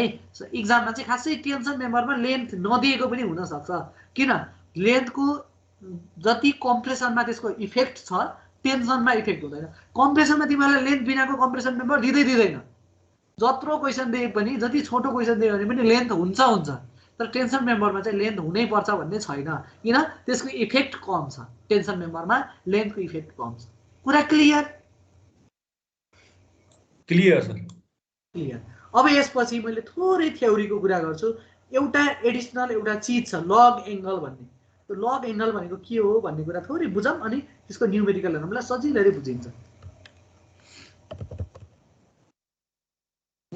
ल लग एंगल यो पनि कहिलेकाहीँ न्युमेरिकल एक्जाममा आउँछ टेन्सन मेम्बरमा लास्ट जान्नु पर्ने भनेको यही हो है। त्यसपछि हाम्रो टेन्सन मेम्बर 12 नम्बर सिकिन्छ। अनि हामीले फेरि थोरै अलिकति इसेन्ट्रिक कनेक्सनको कुराहरू गर्छौँ नेक्स्ट क्लासमा। अनि भनेको यो लग एङ्गल आज अलि नसकिएला, नेक्स्ट क्लासमा इसेन्ट्रिक कनेक्सन र अनि लग एङ्गलको अलिकति कुराहरू गर्छौँ। त्यसपछि चाहिँ हाम्रो लग एङ्गल के अरे बल्ल कम्प्रेसन मेम्बर अनि त्यसपछि बिम है। बिमबाट फेरि अर्को 12 नम्बरदेखि 15 नम्बर पनि आउँछ बिमबाट, अनि 15 नम्बर नै आउँछ मोस्टली, अनि कम्प्रेसन मेम्बरबाट पनि 15। 3टा च्याप्टर पढ्दाखेरि 15 त्यहाँ 45 नम्बर आउँछ है। स्टिलमा नम्बर ल्याउन पनि त्यही भएर सजिलो छ। टेन्सन मेम्बर गाह्रो लागेर छैन सर, छैन। छैन। कतिजना आएको छ तिमीहरू आउनै छोड्यो र मलाई दुःख चाहिँ त्यहाँ लागेको छ। 30 जना ल अहिले त अलि आज चाहिँ आएछ 39 जना अझै पनि आएन। तिमीहरूको केही समस्या भयो अथवा त्यो साथीहरूलाई यस्तो सिआरले कोही साथीहरूको त्यस्तो केही समस्या छ भने यसो बुझेर थर्ड इयरको नर्मली अहिले अनलाइनमा चाहिँ हामी धेरैतिर कोही के अरे बिजी हुने हुनाले प्रोजेक्टमा 4th इयरमा यताउता म पनि आफू पनि बिजी हुने हुनाले अहिले थर्ड इयरमा चाहिँ आविष्कार सरले ख्याल गर्नु। तिमीहरूको जुन ऊ छ नि क्लासहरूको म्यानेजमेन्ट चाहिँ आविष्कार सरले हेर्नु भएको छ थर्ड इयरको होइन, अनि 4th इयरको चाहिँ मैले हेर्छु र 2nd इयरको चाहिँ साधन सरले हेर्नुहुन्छ नर्मल्ली क्लासहरूको। यदि तिमीहरूको साथीहरूको कसैको केही समस्याहरू छ भने त्यो समस्या चाहिँ आविष्कार सरलाई भन्दा, हुन त हामीलाई भन्दा पनि केही समस्या चाहिँ परेन, मोस्टली तिमीहरूलाई थर्ड इयरलाई मात्र अलिक बढी फोकस गर्ने गरेर आविष्कार सरलाई चाहिँ हामीले एसाइन गरेको हुनाले आविष्कार सरलाई चाहिँ त्यो कुराहरू कसै साथीहरूलाई चाहिँ केही समस्या छ होइन, उसको हेल्थले गर्दाखेरि ऊ क्लास जोइन हुन सकेको छैन भने त्यो कुराहरू चाहिँ इन्फर्म गराइराख भनेर भनिदियो है त सिआरले एकचोटि है। हुन्छ सर, हुन्छ। अब साथीहरूले खबर गर्नु पर्यो मलाई यस्तो भएको छ भने, यस्तो भएछ भनेर एकचोटि खबर गर्नु भएन। सकेसम्म क्लासहरू चाहिँ त्यो हामीले नर्मल्ली धेरैको बानी चाहिँ के हुन्छ भन्दाखेरि यो के पढाएको छ के बुझिँदैन भन्ने हुन्छ। त्यो नबुझिने भनेको चाहिँ के हो त, सकेसम्म मैले त्यही हुन्छ भनेर प्रत्येक दिन रिपिट गर्छु, सायद अरू सरहरूले पनि अलिकति अगाडि रिपिट गरिदिनुहुन्छ र सकेसम्म क्लास चाहिँ सकेसम्म चाहिँ क्लासहरू मिस नगर। क्लास मिस गरेनौ भने तिमीहरूले यो क्लासमा सुनेको भरमा पनि इक्जाममा मजाले एटेम्प चाहिँ क्वेसन गर्न सक्छौ, त्यति चाहिँ ग्यारेन्टी हो। र नम्बर फुल ल्याउनको लागि 70-75 नै ल्याउन पनि यसमा गाह्रो छैन। र यो थर्ड सेमिस्टर के अरे तिमीहरूको 6th सेमिस्टर भनेको यो 3rd र 4thमा घटेको नम्बर हुन्छ नि, 3rd र 4thमा त पासै हुने हो, धेरै जसो सबै टपर हुँ भन्ने पनि पासै हुने खालको मात्र सेमिस्टर हुन्। र 3rd र सेमिस्टर र 4th सेमिस्टरमा घटेको नम्बर 5th र 6thमा चाहिँ त्यसलाई ओभरकम गर्ने हो। 5th र 6th सेमिस्टरमा 5th पनि त्यत्रो धेरै गाह्रो होइन एज कम्पेयर टु 3rd र 4th। 6th त अझ तिमीहरूको धेरै जसो न्युमेरिकल मन लाग्नेलाई त सबै धेरै जसो न्युमेरिकल सब्जेक्ट छन्। सेन्टरीमा पनि न्युमेरिकल बढी आउँछ वाटर सप्लाई भन्दा, सेन्टरीमा पनि नम्बर मजाले आउँछ। इकोनोमिक्समा त पुरै न्युमेरिकलै आउँछ, त्यसमा न्युमेरिकल गर्ने मान्छेको त नम्बर यति धेरै आउँछ कि 70-75 आउने हो। यो स्टिलमा पनि त्यही हो, एकदमै नम्बर आउने सब्जेक्ट हो है। अर्को तिमीहरूले यो सेमिस्टरमा पढ्ने ट्रान्सपोर्टेसनमा पनि यो ट्रान्सपोर्टेसन 1मा त्यो न्युमेरिकल प्लस थियो कि आधा जस्तो छ, त्यसमा पनि मजाले न्युमेरिकल आउँछ, मजाले गर्न सकिन्छ। अनि अर्को तिमीहरूको यो सेमिस्टरमा इरिगेसन पनि न्युमेरिकल र थ्योरी हो। त्यो इरिगेसन भनेको चाहिँ पहिलाको वाटरको पार्ट जस्तो गाह्रो होइन। इरिगेसनमा पनि हामीले न्युमेरिकल मजाले त्यो एसके गर्जको किताबहरू हेऱ्यौँ भने मजाले नम्बर ल्याउन सकिन्छ। त्यसमा 60-65 नम्बर चाहिँ धेरैमा ल्याउन सकिन्छ। त्यही भएर थोरै प्र्याक्टिस गरेर यो सेमिस्टरमा थोरै ख्याल गऱ्यो भने तिमीहरूको नम्बरै बढ्ने सेमिस्टर हो यो। तर ख्याल गरिएन भने फेरि सबै प्यानल लाग्न पनि सक्छ। न्युमेरिकल ख्याल गरिएन भने प्यानल लाग्ने सेमिस्टर पनि हो। स्टिल पनि उस्तै गाह्रो पनि छैन, सजिलो पनि छैन। इकोनोमिक्स पनि थोरै टाइमली क्यालकुलेट गर्न सकेनौ भने जाने पनि भ्याइँदैन इक्जाममा। सेन्टरी पनि वाटर सप्लाई भन्दा फेल हुने रेसियो बढी हुन्छ।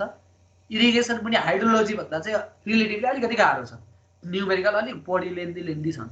गाह्रो भन्दा पनि न्युमेरिकल ठुल्ठुलो छन्। खोस्ला थ्योरी के एक्विडक्ट डिजाइन के छ, कलबर्ट डिजाइन के छन् त्यहाँ, त्यो चाहिँ अलिकति लेन्दी छन्। त्यही भएर थोरै ख्याल गऱ्यो भने सजिलो र थोरै ख्याल गरेनौ भने चाहिँ गाह्रो सेमिस्टर हो यो। त्यही भएर थोरै ख्याल गरेरै जाऊ सुरुदेखि, त्यो भयो भने एकदमै सजिलो। ओके ल, अब यति भएपछि म अगाडि गएँ है। लग एङ्गल अब तिमीहरूलाई मैले एउटा कन्डिसन दिन्छु अनि लग एङ्गल के हो भन्ने बुझाउँछु, त्यसपछि बल्ल यसको भित्रतिर छिराउन। पहिला लग एङ्गल किन चाहिन्छ, कस्तो ठाउँमा चाहिँ लग एङ्गल युज गर्छौँ भन्ने कुरा चाहिँ बुझौँ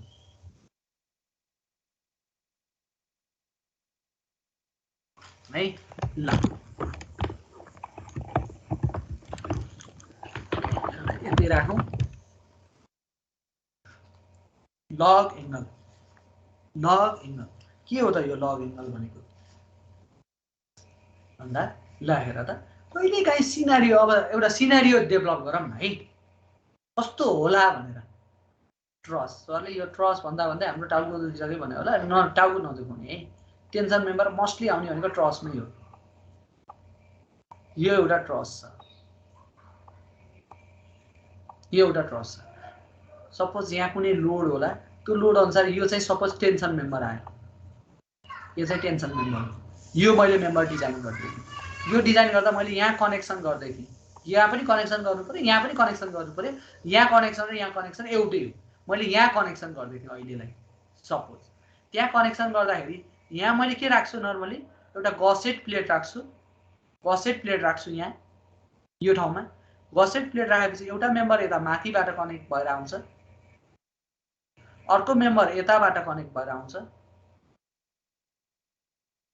अर्को मेम्बर यताबाट कनेक्ट भएर आउँछ। हो, यति बुझ्नलाई कसैलाई केही गाह्रो छ? गाह्रो छ?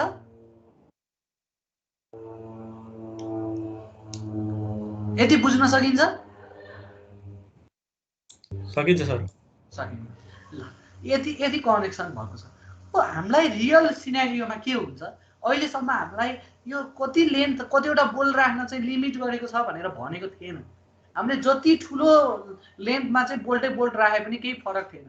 तर रियल लाइफमा हामीले काम गर्दाखेरि मलाई जति मलाई त्यति लेन्थमा चाहिँ मैले बोल्टहरू राख्न सक्दिनँ। धेरैवटा बोल्ट आयो भने अब यहाँ ओभरल्यापिङ लेन्थ चाहिँ बढ्छ। ओभरल्यापिङ लेन्थ बढ्यो भने यहाँको गसेट प्लेटको लेन्थ यो जोइन्टसम्म पुग्न थाल्यो भने डिजाइन गर्न मिल्यो र यसको गसेट प्लेटको लेन्थ यति जतिको लेन्थ ठुलो आयो भने अनि यसको गसेट प्लेट चाहिँ कहाँ राख्नु? कुरा बुझिन्छ? त्यो कारणले गर्दा रियल सिनारियोमा यहाँदेखि यहाँसम्मको यो ओभरल्यापिङ लेन्थ, यहाँदेखि यहाँसम्म यो मेम्बरलाई यहाँ ओभरल्याप गरेको छ नि, यो मेम्बरलाई यो ह्याच गरेको एरिया, यो ह्याच गरेको लेन्थ, यो ओभरल्यापिङ लेन्थ भन्छ हामीले यसलाई। ओभरल्याप गसेटसित गरेको ओभरल्याप, ओभरल्याप लेन्थ चाहिँ के हुन्छ? ओभरल्याप लेन्थ चाहिँ के हुन्छ? लिमिट हुन्छ, लिमिटेड। कन्डिसन बुझ्यौ के हुँदो रहेछ? हाम्रो अघिको क्वेसनमा 7वटा बोल्ट आयो भने हामीले केही गर्नु, 8वटा बोल्ट आयो भने हामीले स्विच खिचेर 1 2 3 4 5 6 7 8वटा यसरी हामीले 8वटा बोल्ट राख्थ्यौँ। अनि यतातिर एज डिस्टेन्स छोड्थ्यौँ, अनि पिच, अनि अर्को पिच, अर्को pitch, pitch pitch pitch pitch र एज यसरी छोड्थ्यौँ। र यहाँबाट मैले 2 times edge plus 7 times pitch गरेर ओभरल्यापिङ लेन्थ निकाल्थेँ। अब यहाँ लेन्थ यति गर भनेको थिएन माथिको न्युमेरिकलमा, यो जति आए पनि हामीलाई पाइन्थ्यो। तर रियल सिनारियोमा के हुँदो रहेछ, यो लेन्थ जति मन लाग्यो त्यति राख्न हामीले नपाइँदो रहेछ। यो लेन्थ धेरै आयो भने एउटाको गसेट प्लेट अर्कोसित ठोकिनेसम्म हुन थाल्छ, त्यति धेरै टाढा हुन थाल्छ। र अर्को सिनारियोमा के हुन्छ, एस्थेटिकल्ली पनि नराम्रो देखिन्छ। एस्थेटिकल्ली पनि के देखिन्छ? त्यो चिज नराम्रो देखिन्छ भने अब के गर्नु पर्यो? सोच त, अब के गर्नु पर्यो? ओभरल्यापिङ लेन्थलाई मैले के गर्नु पर्यो? कम गर्नु पर्यो। ओभरल्यापिङ लेन्थलाई मैले के गर्नु पर्यो? कम गर्नु पर्यो। ओभरल्यापिङ लेन्थ कसरी कम गर्न सकिन्छ एकचोटि सोच त। ल तिमीहरूले कसरी आइडिया लाउन सक्छौ? ओभरल्यापिङ लेन्थलाई ल हेर, यो गसेट प्लेट छ, यसमा मैले एंगल कनेक्सन गरेको छु, यहाँ एंगल कनेक्सन गरेको छु, यो यता गएको छ यो एंगल।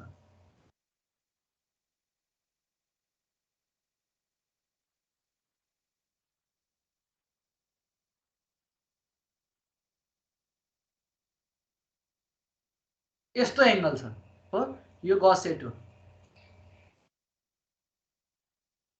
यो गसेट प्लेट हो। गसेट प्लेट यहाँसम्म मात्र गएको छ।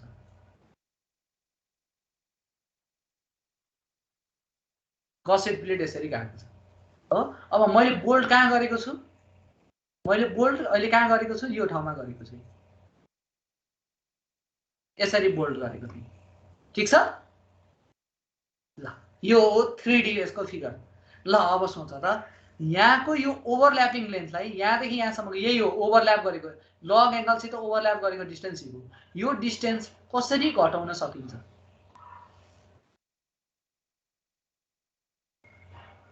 के आइडिया होला? सर घटाउन चाहिँ किन पर्यो? घटाउन चाहिँ किन पर्यो भन्दाखेरि मलाई जस्तो ब्रिजको एउटा ब्रिजको फोटो हेर्यौँ भने ल एउटा फोटो देखाउँछु नि। धेरै राम्रो देख्दैन के ठुलो ठुलो गस प्लेटहरु देख्छ। STEEL still BRIDGE connected connection राम्रो देखिने वाला फिगर खोज्छु है मैले। फोटोज भन्नेमा जाम न सिधै कनेक्सन देखेको वाला।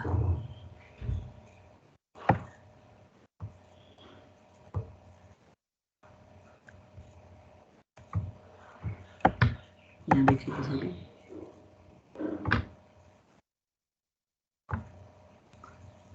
यहाँ देख्यो है चाहिँ अर्को अझै क्लियर देखेको छ कि यहाँ देखेको छ। जुम हुँदैन फेरि यो। ओके अर्को अलि ठुलो इमेज देखिन्छ कि खोजेको बेलामा यही पनि भेटिन्छ। मेरो मोबाइलमा चाहिँ थियो हो ल यहाँ भेट्यो। हेर देख्यो यहाँ हेर त प्लेट हेर्यो यही हो गसेट प्लेट। यो बाहिरको कभर जस्तो छ नि त्यही हो गसेट प्लेट। त्यहाँ हेर त त्यत्रो ठुलो लेन्थ राख्न पाइने वाला हुन्छ। त्यहाँ ठुलो त्यहाँ चाहिँ यत्रो साइज राखेको कस्तो देखिन्थ्यो होला आफै सोच त।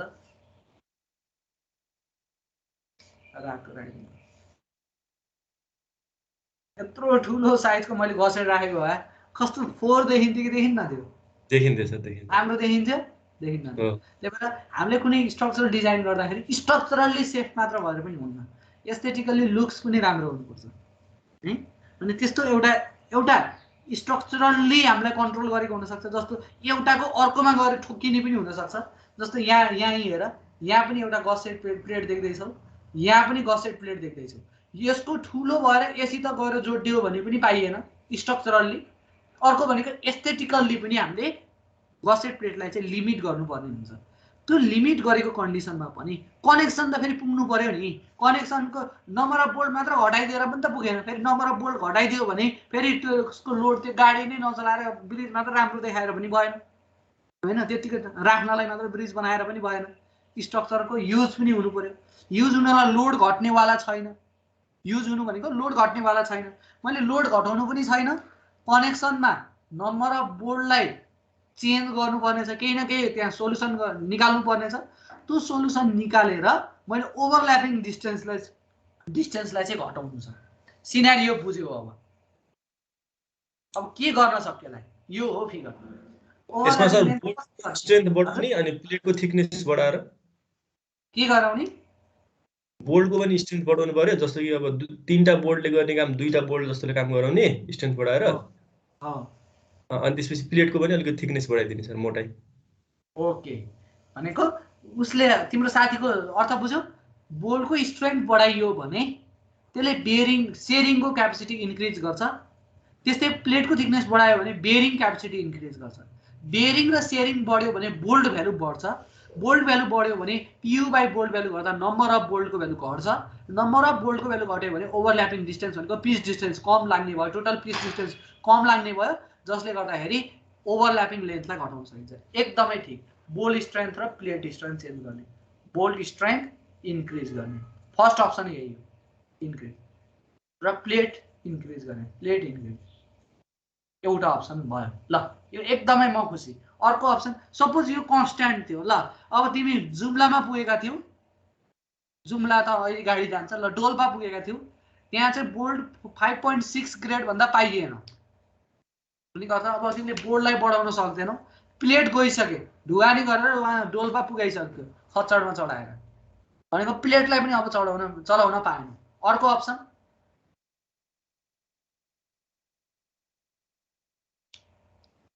अप्सन के होला?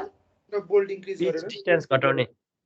हजुर पिच डिस्टेन्स घटाउने। अब त्यो पिच डिस्टेन्स मैले सुरुमै मिनिमम दिएको थिएँ, मिनिमम दिँदाखेरि पनि ओभरल्याप बढी भइसक्यो। एज डिस्टेन्स पनि मैले मिनिमम दिइसकेको थिएँ। अर्को के होला?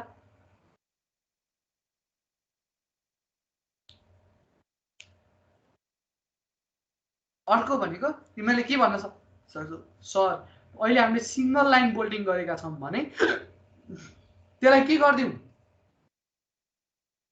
सिंगलमा मैले 6 वटा राखेको बोल्डलाई डबलमा ती 3टा राखे भन्दा भयो त, लेन्थ घटेन र? भनेको नम्बर अफ बोल्टिङ लाइन चेन्ज गर्ने, बोल्टिङ लाइन चेन्ज भन्न सकिन्छ। Second option. अब फेरि मैले त्यहाँ पनि एउटा लिमिटेसन थियो नि, के थियो अरे याद छ? 100 mm भन्दा सानो लेग छ भने मैले 2 लाइन बोल्टिङ गर्न सक्छु? सकिदैन। फेरि सकिँदैन। त्यहाँ पनि टेन्सन रहेछ। लौ जा, त्यो पनि अब मलाई मिलेन भने अब अर्को अप्सन खोज्नु पर्यो। के अप्सन होला? हामीले गरेको न्युमेरिकल यसको कन्सेप्ट वा ठ्याक्कै यही न्यू लग एङ्गलको कन्सेप्ट त गरेका छैनौँ, तर नम्बर अफ बोल्ट घटाउने कन्सेप्ट चाहिँ गरेका छौँ कतै न कतै। अब मैले भन्छु है, ए भन्ने हुन्छ अनि त्यही हो लग एङ्गल भन्ने बुझ्नु। सर यस्तो गर्नु पर्यो, वेल्डिङ पनि गर्नु पर्यो। त्यसमा वेल्डिङ पनि गर्नु, वेल्डिङ र बोल्टिङ दुईटै गरेर गर्ने नि सर। ओके, यो त झनै राम्रो भन्यो त ल। तर यो ल यो पनि ठीक छ। बोल्टिङ एन्ड वेल्डिङ बोथ युज गर्ने, वेल्डिङ बोथ युज्ड। ल यो पनि एउटा अप्सन हो। अझै ल त्यो गरेर पनि भएन अनि पनि अझै एउटा राम्रो अप्सन बच्दो रहेछ। अझै एउटा राम्रो अप्सन के अप्सन बच्छ हेर है, हेर है। अब सोलुसनमा पुग्यो। त्यही हो लग एङ्गल। अब जे अप्सन बच्छ त्यही हो लग एङ्गल है। हेर त, अब यहाँबाट यो यो यो लेग र यो लेग, यो कनेक्टेड लेग भयो, यो कनेक्टेड लेग भयो, कनेक्टेड लेग भयो। यो भनेको के लेग भयो? आउट आउटस्ट्यान्डिङ भन्न पाइयो हाकिमहरु? पायो। ल एउटा कनेक्टेड लेग रहेछ, एउटा आउटस्ट्यान्डिङ लेग रहेछ भने नर्मल्ली यो दुईटाले जोडेर, यिनी दुईटाको लोडले जोडेर कति लोड ट्रान्सफर गर्ने हो? दुईटाले मिलेर पियु। यहाँसम्म नबुझ्ने कोही पनि छैन। तर यहाँ चाहिँ एउटा चीज के भइदिएछ, जब यो गसेटको नजिक आउँछ, जब यो गसेटको नजिक आउँछ, यसको लोड पनि, कसको लोड पनि? आउटस्ट्यान्डिङको लोड पनि कसले बोकेर जानु पर्यो? यही बोल्टले कहाँ ट्रान्सफर गर्नु पर्यो? Gusset plate. भनेको गसेट प्लेटमा जाँदाखेरि कनेक्सन हुँदाखेरि चाहिँ कनेक्टेडको लोड पनि कसले बोक्नु पर्यो? कनेक्टेड लेगले नै। आउटस्ट्यान्डिङको लोड पनि त्यही कनेक्टेड लेगलेमै भएका बोल्टले नै बोक्नु पर्यो। अनि मैले के गरेको भए, कनेक्टेडको लोड त कनेक्टेडकै वाला बोल्टले बोक्ने, तर यो आउटस्ट्यान्डिङको लोड चाहिँ मैले अरूलाई बोकाइदिन पाएको भए। सुन है, सुन, टोटल लोड भनेको कनेक्टेडले र आउटस्ट्यान्डिङले बाँडेर बोक्छन्। यदि यसको साइज बराबर छ भने आधा आधा लोड बोक्थे, दुईटाले आधा आधा लोड बोक्थे। आधा आधा लोड बोक्दै बोक्दै आएका थिए, तर कनेक्सनको नजिक आएपछि सबै लोड यही कनेक्सनबाट ट्रान्सफर हुनु पर्यो। अब यदि मैले यसरी डिजाइन गरिदिएको भए कि कनेक्टेडले कनेक्टेडको बोक्ने, आउटस्ट्यान्डिङको लोड चाहिँ अरू नै माध्यमबाट चाहिँ गसेटमा ट्रान्सफर गर्दै भने त लोड घट्यो कि घटेन? यहाँ आउने लोड, यो बोल्टमा आउने लोड घट्यो कि घटेन? घटे सर। त्यो मुनि छेस्को हाल्ने कि के हाल्ने भन्नुहुन्थ्यो नि तपाईँ। अब त्यसको लागि के गर्नु पर्ला? अर्को यतातिर एङ्गल राख्दै भने, यतातिर अर्को एङ्गल राखिदिएर यिनी दुईटालाई मैले जोडिदिएँ भने र यसलाई चाहिँ यसित कनेक्ट गरिदिएँ भने, हेर त हेर के गरेँ अब?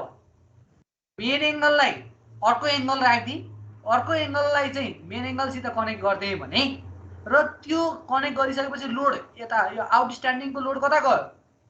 अर्को एङ्गलमा गयो र अर्को एङ्गलले चाहिँ त्यो लोड चाहिँ कहाँ ट्रान्सफर गरिदियो? फेरि कुन ठाउँमा ट्रान्सफर गरिदियो? गसेटमा ट्रान्सफर गरिदियो भने मैले लोड घटाउन सकेँ कि सकिनँ? सक्यो। यही कन्सेप्ट हामीले कहाँ लागेको थियौँ थाहा छ? अङ्कीको हिजोको एउटा न्युमेरिकलमा 2 टाइम्स VDB गरेका थियौँ, याद छ?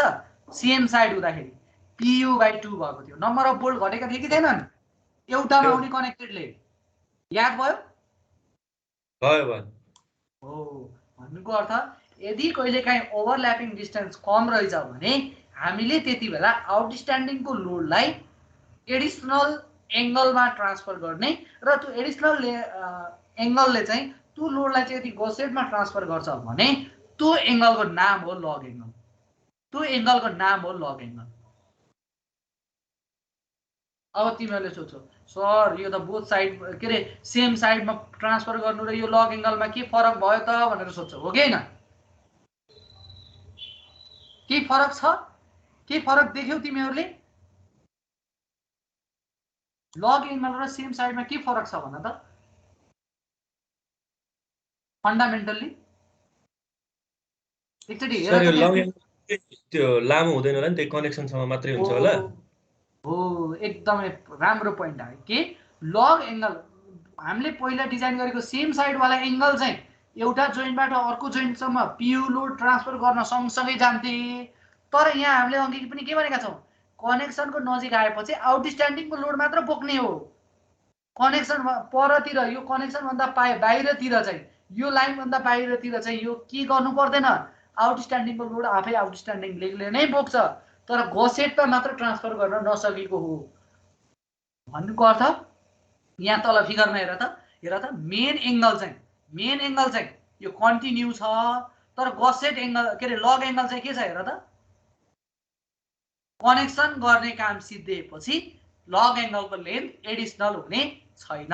यहाँ एङ्गलको केसमा हेर त यो च्यानल सेक्सन भयो भने च्यानल सेक्सनमा त दुईटा लग एङ्गल चाहिन्छ नि। हेर त एउटा एसी त कनेक्सन गर्नु पर्यो यता, अर्को एसी त, हो कि होइन? दुईटा लेग हुन्छ नि, यहाँ र यहाँ कनेक्सन गर्ने, यहाँ कनेक्सन गर्ने। यो च्यानल सेक्सन भयो। एङ्गल सेक्सनमा हेर त एङ्गल सेक्सनमा एउटा आउटस्ट्यान्डिङ लेगसित एउटा लेगसित कनेक्सन गर्ने भयो।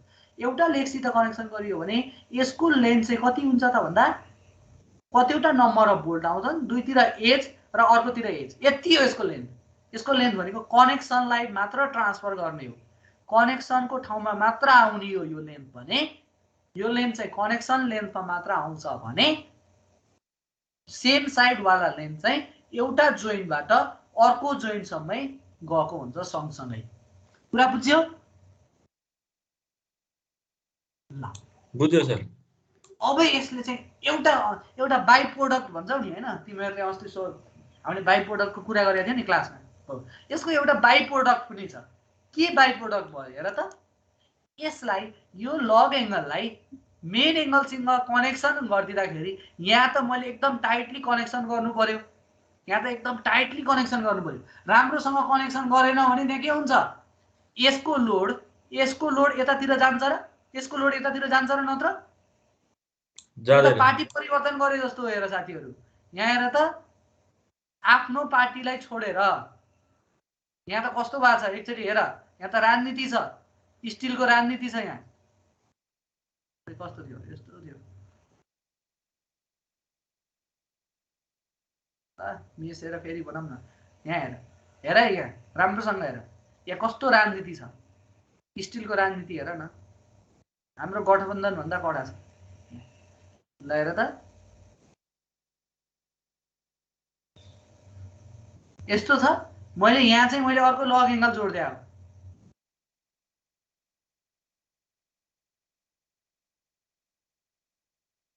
ल यसरी लग एङ्गल जोड्दियो। ल हेर है यहाँ के हुनुपर्ने छ? यसको लोड कहाँ आउनु पर्ने छ? अर्कोमा। के गर्न खोज्छ? नर्मली यसले के गर्न खोज्छ? आफ्नैतिर गयो त भइहाल्थ्यो नि, यतैतिर गयो त भइहाल्थ्यो नि। तर यतातिर जान नदिएर मैले यसको लोडलाई यतातिर ल्याउनु छ। यसको लोडलाई कतातिर? अर्कोतिर ल्याउनु छ भने मैले के गर्नु पर्यो? यहाँबाट यसलाई यता ल्याउँदाखेरि तँलाई मन्त्री दिन्छु होइन, तँलाई चाहिँ पार्टीको यो पोस्ट दिन्छु अथवा तँलाई यो ठाउँको यस्तो मान्छे बनाइदिन्छु भनेर यसलाई फकाउनु पर्यो। भन्नुको अर्थ यसलाई एकदमै के गर्नु पर्यो? फकाउनु पर्यो। भने मेटेरियललाई कसरी फकाउन सकिन्छ? यसको लोड यता नगरी यता जाने कसरी गराउन सकिन्छ भन त? कन्सेप्ट बुझ्नु पर्यो। कन्सेप्ट बुझ्यो भने एकदम सजिलो छ। कसरी फकाउने हो? कुनै पनि चिजलाई फकाउने भनेको स्ट्रेसले हो फकाउने।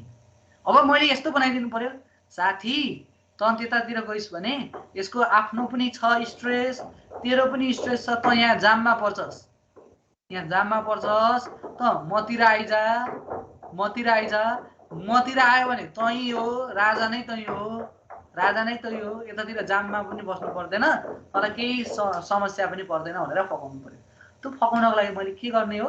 जहिले पनि लोड ट्रान्सफर हायर स्ट्रेसबाट कतातिर आउन खोज्छ? लोअर स्ट्रेसतिर। भन्नुको अर्थ मैले यतातिरको स्ट्रेस भन्दा यतातिरको स्ट्रेस घटाइदिनु छ। घटाइदिनु पर्यो भने अब मैले के गर्नु पर्यो? सपोज आउटस्ट्यान्डिङमा 150 किलोन्युटन लोड आउँछ भने, 150 किलोन्युटन लोड आउटस्ट्यान्डिङ लेगमा आउँछ भने मैले यहाँको बोल्ट डिजाइन गर्दाखेरि यो बोल्टको क्यापेसिटी चाहिँ मैले 150 भन्दा धेरैको गरिदिन्छु, 250 किलोन्युटनको बोल्टको डिजाइन गरिदिन्छु।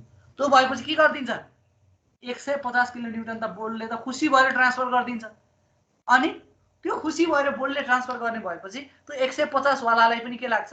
ए त्यतातिर गएपछि त मैले त अहिले यहाँ जति दुःख गरेको छु नि त्यति दुःख पनि गर्नु पर्दो रहेनछ भन्छ। अनि फाट यो कतातिर ट्रान्सफर हुन्छ? यतातिर। भने मैले यहाँको कनेक्सन चाहिँ स्ट्रङ बनाउनु पर्ने हुन्छ।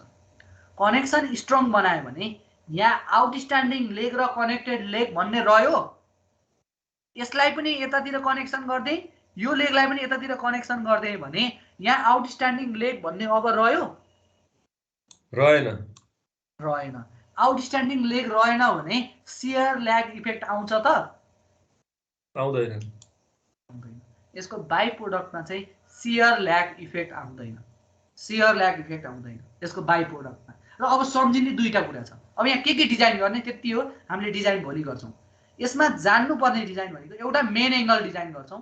मेन एङ्गल भनेको पियु लोड नै डिजाइन गर्ने हो। मेन एङ्गललाई किन लोड घट्ने होइन, लग एङ्गलले लोड घटाइदिने होइन, मेन एङ्गल पियुलाई नै डिजाइन गर्ने हो।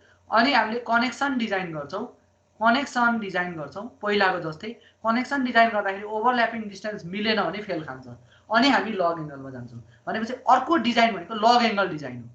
थर्ड स्टेप भनेको लग एङ्गल डिजाइन हो। अब लग एङ्गल डिजाइन गर्दाखेरि कुन लोडलाई लिएर डिजाइन गर्नु पर्ला? लग एङ्गलको लागि लोड कति हुन्छ? कसको लोड बोकेर जाने हो लग एङ्गलले? आउटस्ट्यान्डिङको हो। टोटल लोडलाई अब हामीले कनेक्टेड लेग र आउटस्ट्यान्डिङ लेगमा दुईटा लोडमा बाँडिदिन्छौँ र जति लोड चाहिँ आउटस्ट्यान्डिङको भागमा पर्छ त्यो आएको भागमा परेको लोडलाई मैले त्यसलाई लग एङ्गललाई डिजाइन गर्ने लोडलाई P1 माने। त्यो P1 भनेको आउटस्ट्यान्डिङमा आएको लोडलाई डिजाइन गर्ने हो।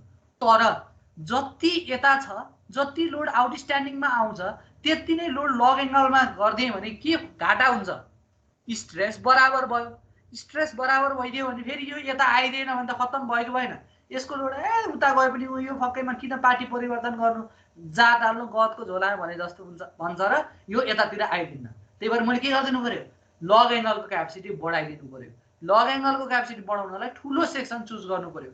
ठुलो सेक्सन चुज गर्नको लागि मैले लोड फ्याक्टरलाई बढाउँछु। मैले कति टाइम्स लोड लिन्छु? आउटस्ट्यान्डिङको लोड जति छ त्यसलाई कतिले बढाउँछु? 1.2। फेरि पहिला जस्तो 20% बढाएको चाहिँ होइन है, यो रुल्स हो।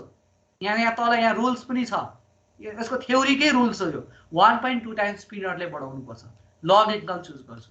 लग एङ्गल चुज गरिसकेपछि लग एङ्गललाई र मेन एङ्गललाई कनेक्सन गर्नु पर्यो। लग एङ्गललाई र मेन एङ्गललाई, यो लग एङ्गल चुज भयो, अर्को मेन एङ्गल। अब मैले के गर्नुपर्छ? कनेक्सन। अब कनेक्सन फेरि रिपिट गर्नुपर्ने हुन्छ। कनेक्सन अब कसलाई गर्छु हेर त? एउटा कसलाई? एउटा मेन एङ्गल र कुन एङ्गल? मेन एङ्गल र गसेट कनेक्सन गर्छु। एउटा कनेक्सन यो गर्छु, फर्स्ट कनेक्सन। सेकेन्ड कनेक्सन के गर्छु? मेन एङ्गल र लग एङ्गल गर्छु। सेकेन्ड कनेक्सन मेन एङ्गल र लग एङ्गल गर्छु। लग एङ्गल भने थर्डको डिजाइन चाहिँ के को गर्छु भन त? लग र गसेट। थर्डको के होला? हो लग एङ्गल एन्ड गसेट।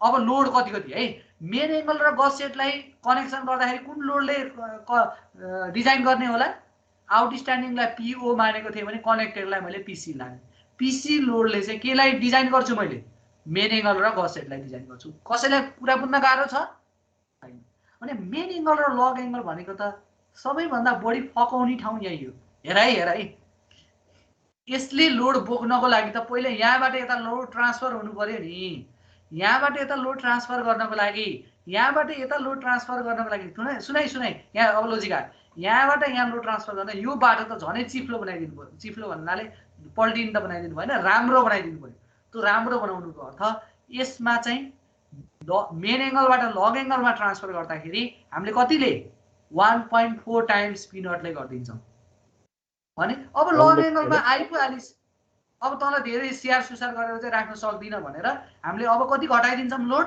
1.2 अब कनेक्सन गर्दाखेरि पनि 1.2 टाइम्स पी नटले गरिदिन्छौँ है यति हो यहाँ सम्झिनु पर्ने मेन एङ्गल र गसेटलाई चाहिँ कनेक्टेड लेगको लोड जति छ त्यति मेन एङ्गल र लग एङ्गललाई पहिला लोड ट्रान्सफर हुने नै त्यही बाटो हो फर्स्ट टाइम लोड ट्रान्सफर हुने नै लग एङ्गलमा लोड गएपछि अलग कुरा छ पहिला त जानु पर्यो जान नि फर्स्ट बाटो नै राम्रो बनाइदिनु पर्यो सुरुचोटिको बाटो चाहिँ अलिकति भए पनि पिच गरिदिनु पर्यो पछि गएर खाल्टाखुल्टी भए पनि देखा जाएगा भन्ने हो हैन सुरुको इम्प्रेसन चाहिँ राम्रो बनाउनु पर्यो त्यो भएर हामीले यहाँ के गर्छौँ यहाँ के गरिदिन्छौँ 1.4 टाइम्स पी नट गरिदिन्छौँ बढाइदिन्छौँ क्यापेसिटी धेरै बनाइदिन्छौँ धेरै बनाइदिइसकेपछि त्यो एकजना जाँदाखेरि त्यसलाई खुल्ला बाटो जस्तो लाग्छ आनन्दले जान पाउँछु भनेर सुतेर जान पाउँछु भन्छ अनि बाटा गएर प्यासेन्जर राखेर अनि मुडामा राखिदिए जस्तै हो बसमा है तर यहाँ मुडामा चाहिँ राख्दिनँ सिट चाहिँ अझै पनि बढी नै हुन्छ 1.2 टाइम्स बढी छ है ल यहाँ चाहिँ खाली थियो यहाँ पुरै बाटो एकदमै स्मुथ बनाइदिन्छ 1.4 टाइम्स बढेर जब यो लग एङ्गलमा जान्छ अब लोड 1.2 टाइम्स हुन्छ र कनेक्सन गर्दा पनि 1.2 टाइम्स यो चाहिँ यदि हेर है यो चाहिँ यदि के गरेको छ भने एङ्गलमा लग एङ्गल युज गरेको छ भने यदि च्यानल सेक्सनमा लग एङ्गल युज गरियो भने सुन है दिमागमा यदि मैले च्यानल सेक्सनमा लग एङ्गल युज गरेँ भने च्यानल सेक्सनमा त दुईतिर कनेक्सन गर्नुपर्छ कि पर्दैन दुईतिर त्यही भएर आधा आधा बाँडिन्छ भनेर सम्झिनु आधा आधा बाँडेर यहाँ चाहिँ मेन एङ्गलबाट लग एङ्गललाई कनेक्सन गर्दाखेरि यहाँ चाहिँ 1.2 यतातिरको गरेपछि यतातिर त्यही कपी पेस्ट हो भने लग एङ्गल र मेन एङ्गल चुज गर्दाखेरि यहाँ चाहिँ 1.1 ठ्याक्कै यसको आधा हुन्छ 1. आधा भन्नाले पोइन्ट पछाडिको है 4 को आधा 2 पोइन्ट पछाडि 2 को आधा पोइन्ट पछाडि 1 च्यानल सेक्सन छ भने चाहिँ लग एङ्गल सिलेक्सन गर्दाखेरि 1.1 टाइम्स इन्क्रिज गर्ने कनेक्सनमा पनि 1.1 टाइम्स इन्क्रिज गर्ने अनि लग एङ्गल के अरे दुईवटा मेन एङ्गल र लग एङ्गल चाहिँ कनेक्सन गर्दाखेरि चाहिँ 1.2 तर सिंगल एङ्गल छ भने यहाँ दुईटा भएको हुनाले हाफ गर्यो भनेर सम्झ यो सिंगल छ भने चाहिँ यसमा बढी डिजाइन गरिदिनु पर्यो यहाँ त यताबाट नगयो भने यताबाट जाला भन्ने अप्सन छ यहाँ त्यस्तो अप्सन छैन त्यही भएर मेन बाटोबाट चाहिँ 1.4 भित्र गइसकेपछि 1.2 यति कुरा सम्झ्यौ भने बाँकी यो न्युमेरिकल केही पनि छैन भोलि हामीले 10 मिनेटमा यो न्युमेरिकल सबै गरेर भ्याइन सकिन्छ कनेक्सन जानेकै छौँ बेरिङ सेरिङ जानेकै छौँ नम्बर अफ बोल्ट निकाल्न जानेकै छौँ सेक्सन सिलेक्सन गर्न जानेकै छौँ फर्स्टमा मेन एङ्गल सिलेक्सन PU के अरे TDG इक्वल्स टु PU गरेर AG FI बाई गामा नटबाट मेन एङ्गल सिलेक्सन गर्छौँ कनेक्सन गर्छौँ ओभरल्यापिङ पुग्दैन लग एङ्गल निकाल्नलाई दुईटाको लोडलाई लेगकै लेन्थ बराबर छ भने कनेक्टेड लेग र आउटस्ट्यान्डिङमा बराबर लोड जान्छ बराबर लोड आइसकेपछि divide by PU divide by 2 गरेको लोडलाई 1.2 ले गरेपछि नयाँ लोड आउँछ यो लोडलाई चाहिँ हामीले लग एङ्गल सिलेक्सन गर्छौँ फेरि TDG equals to AG FI by gamma M नटबाट लग एङ्गल सिलेक्सन गर्छौँ लग एङ्गलको काम पनि सिद्धियो अब कनेक्सन गर्दाखेरि मेन एङ्गल र गस सेटमा सियर प्लेन हेर त मेन एङ्गल र गस सेटमा सियर प्लेन एउटा हुन्छ यो दुईटाबाट मैले बोल्ट क्यापेसिटी बोल्ट भ्यालु निकाल्छु र नम्बर अफ बोल्ट निकाल्छु PU by 2 divide by bolt value गरेर यो काम सिद्धियो मेन एङ्गल र लग एङ्गलमा 1.4 टाइम्स पी नट गरेपछि यो PU जस्तो आयो यिनी दुईवटामा पनि यो दुईटालाई कनेक्सन गर्यो भने नम्बर अफ सेयर प्लेन एउटा यहाँबाट डिभाइड बाई बोल्ट भ्यालु गरेपछि यहाँका नम्बर अफ बोल्ट पनि आयो लग एङ्गल र गस सेटमा पनि यो र यो बीचमा एउटा नम्बर अफ सेयर प्लेन त्यो भइसकेपछि त्यो 1.2 times P naught divided by bolt value गरेपछि यहाँको नम्बर अफ बोल्ट पनि आयो। यति काम गरेपछि लग एङ्गल डिजाइन सकियो। एकदमै सजिलो छ। भोलिको क्लासमा हामीले सर यो क्वेसनबाट सुरु बोल्टिङमा त आउने होइन नि यो कुरा। बोल्टिङमा बोल्टिङ सर अनि त्यो हिजोको फिगरमा ट्र्याकिङ बोल्ट भन्नुभएको थियो नि दुईटालाई जोड्ने बोल्ट हो। अब त्यो ट्याकिङ बोल्ट त्यसलाई चाहिँ जस्ट यो भनेको कनेक्टेड बोल्ट हो, यो चाहिँ कनेक्टेड बोल्ट हो, यो चाहिँ ट्याकिङ बोल्ट भनेको चाहिँ नोमिनल बोल्ट हुन् कि। त्यो हिजोकोलाई दुईटालाई सेम साइड राख्यो भने हेर त हिजोको लागि मैले सेम साइड राखेँ भने यसको लोड यसमा ट्रान्सफर हुनुपर्छ र पर्दैन पर्दैन भने तर यसलाई र यसलाई मैले नजोड्दै पनि हुन्थ्यो। यसलाई र यसलाई जोड दिएन भने के हुन्छ यो यता भाङ्गिन थाल्छ, यो यतातिर भाङ्गिन थाल्छ अनि यो चाहिँ सियर ल्याग इफेक्ट चाहिँ बढ्छ के। हुन त हामीले सियर ल्याग इफेक्ट चेक गरेका थियौँ हिजोको न्युमेरिकलमा, सियर ल्याग इफेक्ट चेक गरेका थियौँ। तर त्यसलाई थोरै चिजले त्यसलाई मिनिमाइज गर्न सकिन्छ भने चेक चाहिँ गर्छौँ हामीले। 100% सियर ल्यागलाई न्युट्रिफाइड चाहिँ गर्दैनौँ, त्यसमा चाहिँ चेक चाहिँ गर्छौँ। तर पनि त्यो कम हुन्छ भने एक दुईवटा थोरै काम गरेर त्यही भ्यालु पनि आउन सक्ने पोसिबिलिटी पनि घट्छ भन्ने चाहिँ किन नघटाउने भनेर हामीले यसलाई चाहिँ नोमिनल डिस्टेन्समा, यसमा चाहिँ नम्बर अफ बोल्ट ठिक निकाल्नुपर्छ। यसमा चाहिँ नोमिनल डिस्टेन्समा एउटाबाट अर्को 200 mm भनेको सबैभन्दा टाढाको पिच डिस्टेन्स, पिच डिस्टेन्समा यसमा के राखेर म्याक्सिमम पिच डिस्टेन्स राखेर यदि दुईवटा बोल्टलाई चाहिँ कनेक्सन गरिन्छ के अरे दुईवटा मेम्बरलाई कनेक्ट गरियो भने त्यो चाहिँ के हो, यसरी यहाँ कनेक्सन गर्दाखेरि एउटा यहाँ कनेक्सन गरियो, अर्को यहाँ कनेक्सन गरियो, अर्को यहाँ कनेक्सन गरियो, अर्को यहाँ। तर यो डिस्टेन्स राख्दाखेरि चाहिँ हामीले के गर्छौँ, यहाँ चाहिँ मिनिमम डिस्टेन्स राखेर नम्बर अफ बोल्ट निकाल्छौँ। तर यहाँ चाहिँ एउटा बोल्टबाट अर्को बोल्ट म्याक्सिमम पिच डिस्टेन्स कति राख्न पाइने छ त्यो डिस्टेन्स राखेर जस्ट दुईटा प्लेटलाई कनेक्सन मात्र गरिदिन्छौँ। तर यसको काम यो कनेक्सनको काम यो होइन कि यसको लोडलाई यतातिर ट्रान्सफर गर्ने होइन, यिनी दुईवटालाई सँगसँगै राख्ने हो र यसलाई यो यतातिर रोटेट हुन नदिने हो, एल्डिङ हुन नदिने हो। त्यस्तो बोल्टलाई हामीले भन्छौँ ट्याकिङ बोल्ट। त्यही भएर ट्याकिङ बोल्ट राखेर चाहिँ सियर ल्याग इफेक्टलाई चाहिँ मिनिमाइज गर्न सकिँदैन। त्यही भएर हामीले हिजोको कन्डिसनमा सेम साइड हुँदाखेरि पनि दुईटालाई ट्याकिङ बोल्ट राखेर गरे पनि हामीले दुईटै कनेक्सन भयो भनेर मानेको चाहिँ थिएनौँ। कुरा बुझिन्छ? बुझिन्छ सर। ल यति हो आजको क्लास, यति गरौँ। यति भएपछि बुझिन्छ सबैले थ्योरी हेरेर आउँ अनि फेरि भोलिको क्लासमा सर। अनि त्यो एस म्याक्स र एस मिन कुन क्लज भन्नुभएको थियो क्लज नम्बर? त्यहाँ हेर त एउटा एस मिनको लागि टेबल नम्बर 21, एस म्याक्सको लागि 10.5.8.2 10.5.8.2 ओके सर है। र त्यहाँ मैले त्यहाँ पिडिएफमा लेखिदिएको पनि छु, हाम्रो अगाडिको थ्योरीको पार्टमा हेऱ्यो भने जति पनि छ। ल कसैलाई केही समस्या, कसैलाई केही समस्या? रेकर्डिङ गर्ला सर। फेरि हेऱ्यो भने त धुलो पिठो हुन्छ सर। र सुत्ने बेलामा त्यो अरू भिडियो नहेरेर रेकर्डिङ हेरिदिउँ न 10 मिनट सर। र फास्ट स्पिड मेरोमा चाहिँ ल्याग भयो जस्तो लाग्यो सर। हजुरको साउन्ड मात्र आएर थियो, कर्सरहरू केही देखेको थिएन। एकदमै सजिलो छ। ल महर्जन बुझ्यौ? ल ओके। साजन बुझ्यौ नि? बुझिन्छ?